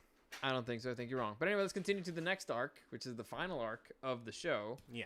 Which is the rehabilitation training arc. So this arc starts off with a bang. And here we meet all of the Hashikas? Hashira, you got so close. God damn it, Hashira. I'm thinking Hashiko. Damn it, Hashira. Did you not get to the part of Naruto where Hashirama gets mentioned? No. The first Hokage? Maybe. I mean, he has been mentioned, but... Well. Oh, like, I don't know. Let's say 20 minutes, 30. Oh, we just got flipped off. Anyway, let's continue. So, what were we saying? Oh yeah, the Hashira. So we get to meet like all the Hashiras, and So out of all of the, actually, I think this is why it's all about how you leave them, folks. The two last arcs are my two favorite arcs. and it's The previous one in terms of action, and this last one in terms of like World building and characters. Just like I meet so many characters, and I'm like, I want to know more about that one. yeah. And Here is actually pretty funny because normally a show you end with the climax of action. Here they don't. It's weird. They end with the world building. It's the setup. Yeah. But it's good. It's good. It's fun because what you're seeing is so interesting, and the action arc was pretty good. Look, you can tell that the creators knew. Yeah, we're gonna get greenlit for another season. Like, no problem. Yeah. So we get to meet all the Hashira, and like I said, they're great. They're great. They all have very, very distinct personalities. Like I said, a lot of personalities up the wazoo everywhere. Who's your favorite? I love the crying monk. He's like a gigantic, muscly dude. He's like, I'm very sorry for your soul. There's so much pain. But still, we have to kill the demon. Yes, like I want to see that dude fight so much. You have no idea. I mean, the pink-haired chick, she's obviously the best. She's hilarious. Yeah, because she loves everybody. She literally loves everybody. Yeah, that's her thing. She's all like, "Oh my god, he's crying. He's so sensitive. I love him." Oh, and then, the bond between him and his sister, it's so pure. I love it. Yeah, and then Shinobu says something, and she's like, "Oh my god, Shinobu, she's so cool and brave. I wish I could be like her." Giyu's standing apart, is like, "Oh my god, he's separate from us. He's so cool, he's so mysterious, so mysterious." But she always says it to herself. Yeah, it's in her monologue. It's really good. I think it's there's only 3 characters who we see their inner monologue, and it's the blonde kid, Tanjiro, her, maybe Boar's Head. Well, Nezuko. Nezuko? Well, I mean, she talks to herself. That's right, yeah. But this is, let's say, the first non-main character that we actually get to be inside her head, and it's phenomenal. Yeah, so all the Hashira, like, meet up in, like, the Demon Slayer, And basically, it's a trial to see if they should kill the demon and Tanjiro. Right? Well, I mean, it's like, should we kill Nezuko because she's a demon, duh. Mm-hmm. And also Tanjiro because he broke the demon corpse code by hoarding a demon. Here we also meet the master, who is his face half burned, and is he blind? He is blind, but I don't know if it's a burn. I don't know if he's secretly like super powerful.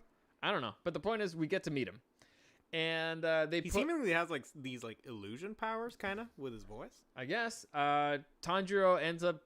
We see how Tanjiro definitely does not fit in that well here with the protocols and stuff, or he doesn't really give a rip about the rest of the things that the people on his level care about, because he's going 2 for 2 against Hashira. Good. Yes.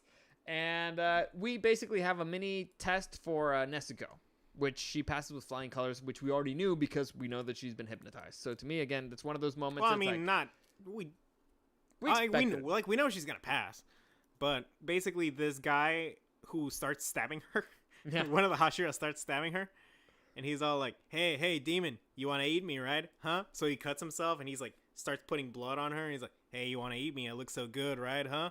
She removes her muzzle and all that. And that's where we see a little bit of that inner struggle where she's all like, I want to eat, whatever. That demon side take over. And then she's all like, no, humans have to be protected. Yeah. And ultimately, I found, well, they get sent away, and there's going to be a meeting of the Hashiras, right? Yeah, but they were gonna have a meeting, and Tanjiro runs back like, I want to headbutt that motherfucker 3 times. The 3 times that he stabbed my sister, I want to headbutt his motherfucking ass. That's what I say. Tanjiro does have really good moments. Yeah, that's why they're most of them in the second half. Yeah, once he gets better characters to work off of. Yeah, and of course. Yeah, but it's mostly the other characters, and so they have that meeting, and most of this arc is basically training again, learning to do other stuff. It's literally like they're rehabilitating after their big fight at the mountain, and one of the Hashira, Shinobu, the poison one, she takes in Tanjiro and the gang. Basically they go to the hospital because they're beat to shit. The leader of the Demon Slayers he says like, hey, so turns out Nezuko has proven that she's not gonna eat humans, so we're not gonna kill her. Yeah. And if she does ever eat a human, Tanjiro, his master, and Giyu, one of the Hashira, they're gonna commit suicide as Seppuku. penance. Mm-hmm. They're gonna commit Sudoku. If she ever hurts a human, or kills a human. I think Oh, if she devours a human, if she succumbs to her demonness. Yes. And so they go to Shinobu's mansion, which is a hospital, and it's pretty much a training arc. Yeah. And we learned that basically our boy Tanjiro, who seems pretty cool at this point, was actually kind of a little bitch because he didn't even know how to do most of the stuff that the girl there knows how to do already. To be fair to my boy Tanjiro, this girl has been trained by Hashira her own goddamn life. Well, I mean, the old man was a Hashira too. Was he? Yeah, he was a retired Hashira. Are we sure about that? That's what they say. I'm believing them. I don't remember if he was actually a Hashira or not. He's retired. But then again, he only did train him for a year, so. I think 2 years. And he actually kind of... No, actually less, because at one point he goes, I've taught you everything I can. And it's like, yeah, no, you haven't. Yeah, you totally haven't. At one point, he's kind of like, yeah, I did not want you to pass. So... Yeah, because every one of his students got killed. Yeah. Anyway, the point is... Turns out he's a really shitty teacher, when you think back. Yeah. So you got this montage of them training, him getting considerably more powerful before leaving there. It's just setup. Yeah. Like, so you're shown that... this actually could have been a time skip, but I appreciated that they left us there because, again... I actually don't remember the girl's name. Kaede? I don't know. I think you're barking up the wrong tree, dude. Yeah. Fair. And it's funny because oh, you don't remember? I remember the other girl's name. Oi, Ayu, Oi, Aoi. There, see, there you go. I remember her. And so it's funny because the blonde dude's always like, "Oh my god, we're surrounded by all these cuties, and it's great. And how dare you guys not enjoy this?" Oh yeah, because Zenitsu couldn't fight for a few days, like as they started getting rehabilitated because his limbs got smaller. He was turning into a spider. He was turning into a spider, so he had to like stay in bed for a long time. And while Tanjiro and Inosuke were rehabilitating, they would come back and they would be all tired. Yeah. They're like, "Oh my god, this is the worst." And Zenitsu's like, "Oh my god, I'm gonna have to do that. That sucks." And then like a few weeks pass, and he finally sees what the training is. And it's like being stretched out by cute girls. Yeah, like a couple of girls that literally give him like a massage, like this stretch him out. Playing tag with another girl. Yeah, he has to they have to catch up to. I think I'm gonna call her Kaede. Kaede, sure. Yeah, Hinata. That's the only one I was thinking of, honestly. All right. I'm gonna call her Mute Girl. Yeah, they have to catch up to the Mute Girl. Because she's not mute, by the way. She just doesn't want to talk. She chooses not to talk. Well, she doesn't decide. Yeah. Not to talk. She's weird. She has a little gimmick we'll get to. And yeah, Zenitsu's like in heaven. Yeah. He's like, "This is the best. This is great. I love rehab." Anyway, so that's that arc, and it ends. Well, before that particular arc ends, we get to see Muzan. Yeah. Basically, grab all of his lower level. Kizuki. And also, we barely find out that he became really cute. Oh yeah, he became a woman for some weird reason, but still, he has a man's voice. Yeah. So he grabs all his lower level Kisuki. We learn there that the upper level Kisuki are the ones that have never changed. They've always remained the same. The lower ones are the ones that keep changing. And he's like, "I'm gonna kill all you motherfuckers." Yeah, because you suck. You're a bunch of little bitches. And so he kills them all except one, because this dude's like, "Cool, kill me," and he's like, "You know what? Fuck you." No, he's like, "I like your style." You also, weirdo. Yeah, and he makes him more powerful and gives him a mission to go and capture the basically to kill the main character, pretty much. Bring me his head.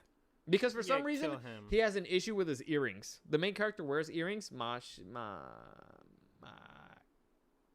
Something earrings? Hanafuda earrings. And he's like, "Get me the head of the kid with the Hafuna earrings," or something. I think it's because Tanjiro insulted him before. No, he has a flashback of somebody else with the same earrings. It might have been the dad. Oh, I don't know. Yeah, maybe. Yeah. So anyway, so now we know that dude's after him.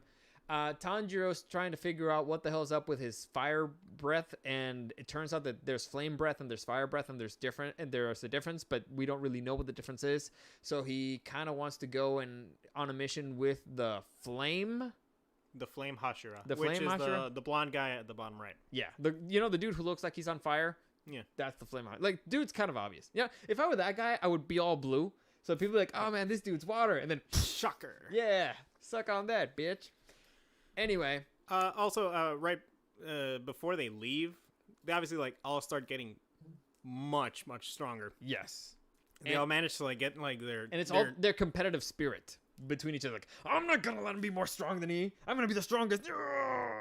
It made me want to work out. Yeah, it's like, oh, the competitive spirit is great. Testosterone. Also, Tanjiro gets upset because Kaede she's all like super strong like compared to him, and she can like control her breathing abilities for Even like, when she's sleeping. yeah, like she can keep it at like a constant level. Yeah. While he can only do it like while he's doing moves. Yeah. And so it's an interesting montage, and it ends with him and Mute Girl having like They have a little moment a little moment. Like we learn that that she's a love interest. that the Mute Girl, her life kind of sucked. She was poor. Her dad beat her and sold her off as a slave, basically. Mm-hmm. And so Shinobu basically buys her off, and Actually, actually find a little bit about Shinobu's past. oh, of course, She had older sister who was very kind. who was and, also a Hashira. yeah, and who the older sister reminds her of Tanjiro. Yeah. Yeah. Yeah, and so that's where we learn, because Shinobu's always smiling, but turns out she's always mad. Yeah, she's always angry, and Tanjiro tells us that is because somehow he can smell anger. Yeah, it's He weird. has a really weird nose. Yeah, and so I mean, it makes sense. Dogs can smell your mood I guess. because when you have a certain you're releasing certain hormones, so it makes sense. I guess, but the wind in that world must be like mega fast because he can smell things like in the middle of battle. True, but anyway. So we get to learn a little bit about her. We get to learn that her smile's fake, actually, and she's most angry, but she keeps smiling because she promised her sister that she was going to keep smiling. She kind of takes up the persona of her dead sister. Kind of.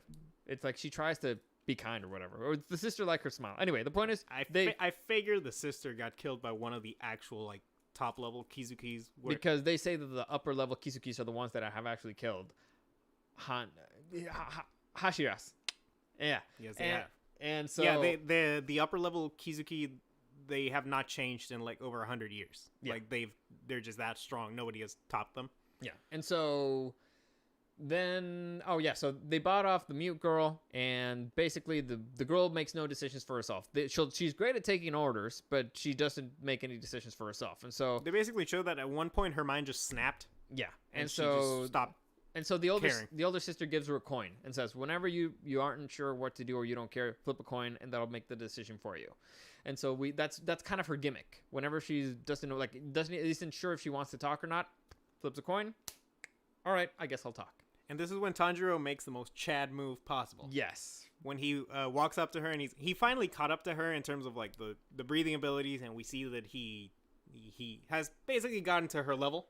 Yeah, with his training. They had a test where basically they grab water cups and whoever splashes the other person first wins, and they were tied 10 to 10. Yeah. And so he's like, all right, I'm good. So it's supposed to be that.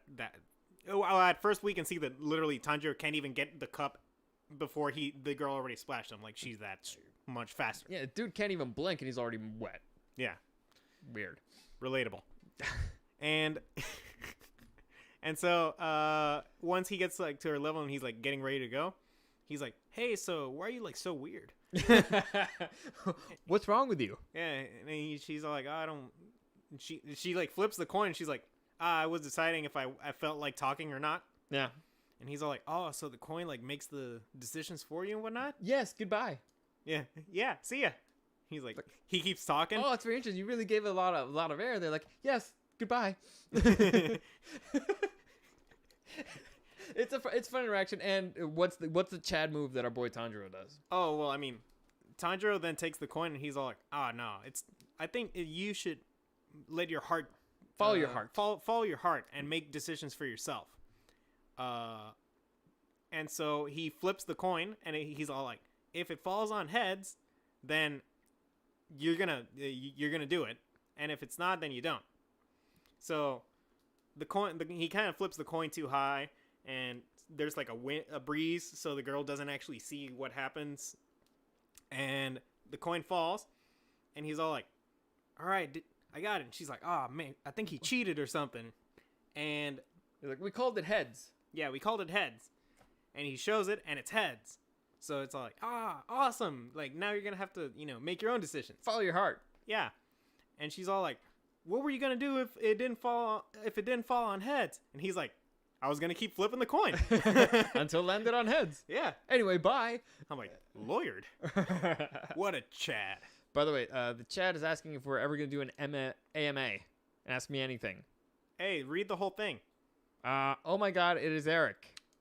Could we How's it do going, an AMA with you guys one episode? Maybe someday. I don't know. Anyway, let's go back to this, and that's pretty much where the season ends with them getting on a train, which they've apparently Boar's Head and Tanjiro had never seen before, which was hysterical. Yeah. Inosuke was all like, "This is a what kind of monster is this?" And Tanjiro's like, "Whoa, calm down. It might be the defender spirit of this realm." And Zenitsu's like, "You idiots, it's a fucking train." But Inosuke, at this point, he got knocked out by a headbutt, right? So since that point, he's hitting stuff with his head, so his head can become stronger. He randomly hits stuff with his head, like in the background, so that his head can become stronger than Tanjiro's. It's hysterical. But anyway, they get on the train, and here we see that on the train is one of the Hashira, the demon that just got one of the Hashira, and the demon that just got given more powers by Muzan, and that's how the season ends. So and that is it's the beginning of the Infinity Train arc, which is the movie, the movie that came out last year, and it comes out in theaters, I believe, next month, by the end of next month, and I'm very excited. Yeah, honestly, I want to watch it. The show ended on a pretty good high. Yeah. And I'm like, I want to see more of this world. I want to see more of these characters. I want to play in a video game. Yeah. I love the sword styles, and With the water. the effects look awesome. Yeah. They made butterflies cool. Like, Yeah, they did. like I want to see more like the beast breathing abilities of Inosuke. Like, it left me on a point where I'm like, I just want to see more. Yeah. So it's fun. Like I said, overall, it's great. I want to see the 12 Kizuki. Yes. Because apparently these Dude, badass motherfuckers. I want, honestly, a whole season just of them. That'd be great. I mean, I figured that's what it's going to be. So when I was making this presentation, I actually looked at the wiki to look at the arcs. You fool. And it seems like it's almost, I think the manga's almost over, or it's over already. So I think they can probably finish the story with another season. Maybe. And they're definitely making another season because Money. the fucking show sold like pancakes. Yeah. It was fun. I think- Honestly, I it think- was enjoyable. I think it won Anime of the Year in 2019, which is when it came out. Yeah, it's fine. It was fine. Yeah. It was good. So it's a show that just keeps going like that. It's worth sticking to it. And it's because of the incredibly interesting cast of characters. And there's a main character. Tanjiro got done dirty by the dub. Yeah. But the rest of the cast. And he also But the rest of the gets- cast is phenomenal. and he also gets way better once he starts interacting with the actual cast. Yes. Like when he interacts with NPCs, like characters and missions that they I lost my fiance. and it's like they don't have much of a personality to bounce off of. So Tanjiro just defaults to shonen protagonist. Good guy. I'll help you, random citizen. But when he starts, dealing with people like Zenitsu and, Shinobu, like, that's where the interactions get fun. All right, so now we get into like the nitty gritty. This is the most important part. This is actually the only part of the show that actually matters. So first off, before that, I will say I hate the opening. Okay. I love the song. The song is fucking awesome. It's by Lisa, who's also made the openings to Sword Art Online, Fate Zero. Like she sings awesome. It's an awesome song. But the actual animation it's nothing. It's just like this is gonna happen in the show. Yeah. It's like first It's lazy. First 15 seconds, it's like him training with the old guy, and then it's like him going on missions, and then eventually we see like the Hashira and the Muzan. It's like this is all just It's clips from the show. it's lazy. It's like, we know you have the budget, you assholes. You can do something cooler, way cooler. Yeah, but they didn't do it. Anyway, The so song is fucking awesome though. now we're gonna get into the nitty gritty, and that's the question of who is the best girl of Demon Slayer. Best girl. We agree on the cutest, right? Sure, little sister, whatever. I want a plushie. Okay, fine. I'll make a note of it for Christmas. Actually, we didn't even talk about the best meme of the show. Okay, what's the best meme? Nezuko running as a chibi. Really? You haven't seen that meme? No. That's actually the first thing I saw about the show when it was airing. When she's just running like this. Uh huh. When as she's running away, in the mountain, she apparently has the ability to turn herself tiny. Yeah. Oh yeah, that's hysterical. And the girl's like trying to slash at her, and she's just like running away. Yeah. But they've edited her to be like running around in like everywhere. So she's like running around in Minecraft. She's running around in the beach. She's running around in the Olympics. That's hysterical. All right. So that's probably the best meme of the show. All right. So I agree. She's adorable. Yeah. But who's the best girl of this show? Think about it. Think about it for a second. We mentioned that the second half of this show loaded with female characters, and I mean tons. The first half, not so much. It's just a little sister, and it gets kind of annoying. So, what do you think? Like, who was your favorite? Like, gut instinct. Gut instinct, my favorite. Gut instinct is Shinobu. Shinobu? Why? Look, there's a potential for it to be It's because of this. I have this thing where I really like the it's like a type of character archetype. Do you have a picture of Shinobu? There you go. Yeah. Shinobu. Oh, there's a couple. Oh, okay. There you go. That's her with her sister who dies. Spoiler. We already talked about it. Oh, this one. There's also the other Hashira. That's not a girl. He's so dreamy though. You. Yeah. Shinobu. I kind of like the characters that have like a certain outward appearance of being like super nice and helpful and whatnot, and they're secretly psychos. So you mean yanderes? Not exactly yandere. So she actually reminds me, and I think it's a straight up copy, honestly, of a character called Unohana from Bleach. Because it's pretty much super, nice and calm, and she's like Smiling all the time. but she's like a captain level. So you're like, I mean, she's got to be like a badass. And turns out that she was secretly like in her, and she's also like a healing, like a healer. Mm-hmm. So you're like, all right, I guess she's a badass healer. Turns out in her past, distant past, she used to be like a psycho killer who like murdered like thousands of people, and literally like she eventually got tired of killing and decided to start healing. All right. And it's Fair like, enough. I think it's a flat out. No, that's not her. It's not her, but I think it's the archetype what they were going for. With Okay, her. that's fair enough. Because I can see like different anime tropes that they try to go. If you like a certain character in a show, and then you start writing your own story, you may want to borrow certain things, Of course. of that character to put him in your story. Yeah. And you change up some stuff, you alter it, but it was inspired by this one, you know? So I think something like that happened, because even her design looks super similar. All right, that's fair enough. And I like that we know her backstory. Mm-hmm. We know her motivation. We know what type of person she is. And we know she's a psycho. I like her abilities. She is very talented. I like that her sword she has a weird sword. Like her It katana doesn't have a blade. Yeah, her katana doesn't cut, but she like injects you with poison. It has like just the very tip of it has a blade. It's really weird. Yeah. But it's really cool looking. Yeah, she can fly. Like the cape thing was great. Her the way that she was introduced into kind of like the fight was great. Yeah, Like because a butterfly from the sky. and it's cool because it's actually just her, like It's her cloak. It's her cloak, yet it looks like a butterfly as she's Yeah, following. where is it? There's got to be another image here where you can see that. There you go. Like, it looks like butterfly wings. It's great. Like, her whole gimmick is great. That's a great character. Aesthetic is top tier. Yes.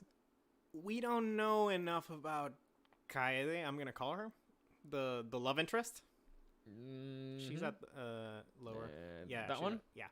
We don't know enough about her yet. Like, we know her backstory, but we do not have enough of her personality. She doesn't have enough interactions. Well, we haven't even seen her fight, really. So we just got introduced. Well, we saw her kick Tanjiro's ass. But, Well, I mean, but he was already beat up. yeah. It's fair. So we got to see, this is the moment where it might actually liberate her personality. So she might change from this point on. We don't know. I mean, I guess she's not really going to be in the next arc because she was not in it. Like, she was not on the train. I guess. But hopefully she gets more developed as the show goes on. Right now, Pervert. right now, I wouldn't call her best girl. No. She feels like a diet Shinobu. Died Shinobu. Right? Yeah. Like, her coin gimmick is kind of funny. Mhm. But other than that, not much. Then it comes down to pretty much Shinobu and the big titty pink-haired girl. Pink hair. Let me see where. There's got to be an image of pink hair girl. Yeah, it was up there. There you go. This girl. The girl who loves everybody. Yeah, see, Again, her gimmick is hysterical. Like, It she might be the funniest character on the show. it's hilarious. Yeah. But we literally only see her that episode. Yes. It could get old. It could get old or it could get better. It has a lot of potential. Yeah, it's like with the other characters, Like, I thought Inosuke or like Zenitsu and his gimmick were gonna get old, and it's like, oh my god, this fucking crybaby still. You know what's really weird with Inosuke? What? There was a point where he's kind of like down in the dumps. You're worried that like, this is gonna be too much all the time. There's a point where he's kind of like down and depressed, like I wasn't strong enough, and you're like, no man, go back and be your wild self. You be a wild man. And so it's weird. Once he finds himself again, it's like, yeah, that's who you are. He's the boar. You appreciate it. You be a wild motherfucker. Yeah. Anyway, back to her. Yeah, like, she's super funny, the episode she's in. Mm-hmm. I'm really interested in her style because she's the How do you fight with love? she's the love Hashira. Yeah. So I don't know how she fights. I'm interested. There's a couple of ones that I'm like, all right, I can imagine how the flame Hashira fights. That sounds kind of generic in a way. Yeah. But like, how does the stone Hashira fight? How does the serpent Hashira fight? How does the sound Hashira fight? How does Like, I don't know. dude's got like nunchuck blades. How the fuck does that happen? I don't know. It's interesting. Like I said, Yeah. these dudes super interesting. This guy in particular, hysterical. Because The he's like, aloof guy. He's like, I probably won't remember, so I don't care. Yeah, they're like voting to like kill Nezuko, and he's like, What's the name of a cloud?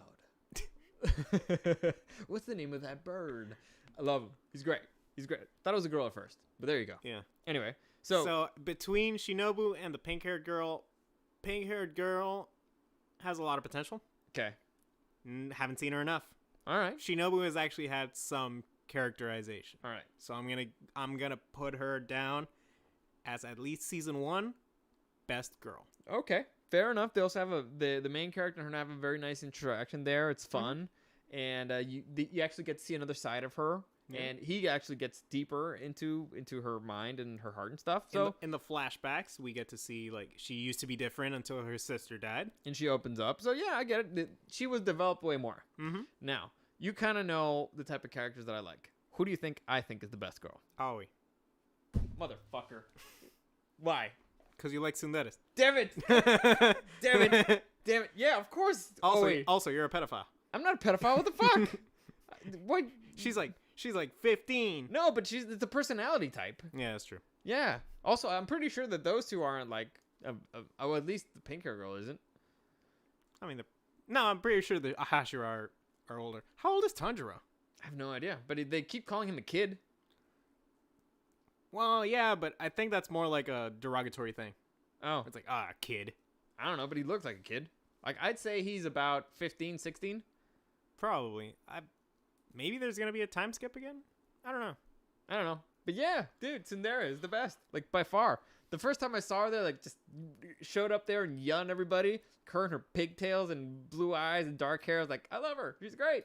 Dark-haired, light-eyed girl. She's great, and she's yelling at people. This is awesome. Tsunderes are fun. They're by far the best. They have the role. Not that one. That was not fun. No, I don't enjoy that Tsundere. No, that's not a good one. But They're supposed to take a turn, and this one doesn't take a turn. Yeah.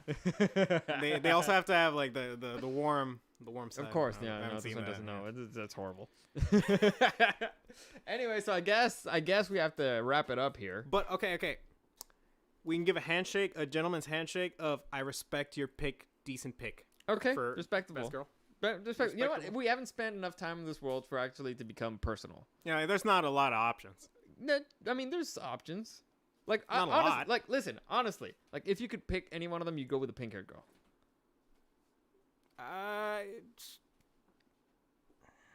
You want to see more of her, yeah. Well, I mean, that's not fair. I want to see more of like all of them. Doesn't mean I want to bang them. No. I mean, like if you get to see more of one particular character. If I got to see more of one particular character, I kind of want to know what the fuck is up with the master. True, I guess. That is the strongest aspect of the show. It leaves you wanting more. Yeah, it's a mystery. It's fun. It's enjoyable. But okay. So I don't expect it to get that deep in terms of like, but characters and the plot. I don't expect there to be like big twists or nothing. It's a battle shonen. Yeah, but fairly decent. I would say it ended up as an 8. Yeah. Well, 7.5, 8. Yeah, it started off weak. It ended up strong. Mm-hmm. So there you go. So it's got potential for the future. That's why the main reason why I recommended it. It's how you leave them, folks. I'll leave them, folks. So, did we ever decide what we're gonna do next? Next, OTAKO Tuesday. OTAKO Tuesday. OTAKO Tuesday. By the way, we called it that because we wanted to butcher 2 languages. Of course, we wanted to offend everybody. Yeah. And I mean, I'm good at it. We're Mexican, so we can like be like taco. Yeah. Yeah. Arriba. You. That'll... We should have tacos next time. Ooh, Taco Tuesdays with actual tacos? Of course. But it has to be weird because it has to also be like Japanese. So we fill them with rice? Yes. Oh no, that's gonna be too weird. Onigiri? Like with ramen. Yeah, that's not weird. Okay. That's gonna be weird. We were trying to... What should we do They next actually week? recommended a couple in the chat. Have you ever heard of Jujutsu Kaisen or Weird Gambling Girl? Yeah, actually, Jujutsu Kaisen is airing right now, I think. It's supposed to be really, really good. Oh. But I kind of wanted to watch that one myself. But yeah. I mean, no, listen. The weird Gambling Girl anime, I think that one is... fuck. Listen, we have an issue this week, and that's that I'm Kakeburi. going to be out of town for the weekend, so I'm not going to be able to binge anything. So, Yeah, it has so to we're be gonna- something that I've already watched. We're going to go with something I haven't watched that he has watched already. Yeah, so we're going to have this debate later, but apparently Jujutsu Kaisen is good, so maybe for the following week? Well, the problem is it's still airing, so are we going to go with an unfinished one? Or... Oh, no, I want to finish it. Yeah. I mean, we considered talking about, like, as we're talking one particular show, we're going to talk about one show that we're watching episode by episode. And the show that we were watching was a redo of a healer. And it's funny because we both agreed that the worst part of that show is the sex. because there is none. No, they edit it out. But the edit is horrible. It's some of the worst things that I've ever seen because instead of just cutting it out, which I would respect, instead of them just make the episode shorter. Yeah, Fuck it. and instead of just pointing at a wall and putting audio or whatever, which again I would respect, they just put like a wallpaper for like a minute. Yeah, and it's just like it's moving. It's like a slow pan. It's a pan. It's a pan. It's a pan. It's a pan. It's a pan for over 30 seconds. It's like a Stanley Kubrick movie. Yes, and then they go a little bit into the scene, and then there's a pan in the other direction. It's back, and you're like, what the fuck is happening? Is this the actual show? Is this a glitch? What the fuck is that? We actually had to go to, what was it, like a hentai site to actually see It's literally the on actual hentai show. sites, yeah. Yeah, it's ridiculous. It's like, we're missing plot here. Fucking ridiculous. It's the worst. It's honestly, I can't believe that a show actually made me say, I wish they would cut the sex out. Like, I wish they would just cut it out of the story. Because this is fucking ridiculous. It's a stupid waste of time. I hate it. Yes. But anyway, that's it for today. Hopefully you enjoyed that. Like I said before, we always say. We didn't decide the next anime. Oh, we didn't? It'll be a surprise then. Sure, for us and for you. And now I see what you mean about the headphones. Yeesh. What? Like, you don't hear that? Well, yeah, but after earlier, my ears are already blown out. I don't hear anything. Anyway, as always, any comments, questions, suggestions, you can find me at Dario the Show on Instagram and at Super Dario World. Streaming on YouTube and on Twitch next week at Super Dario World 8ish. Eric, where can they find you? Right there. There you go. All the handles. Dicky Senpai everywhere. As always, thank you for listening, and I'll see you again next time.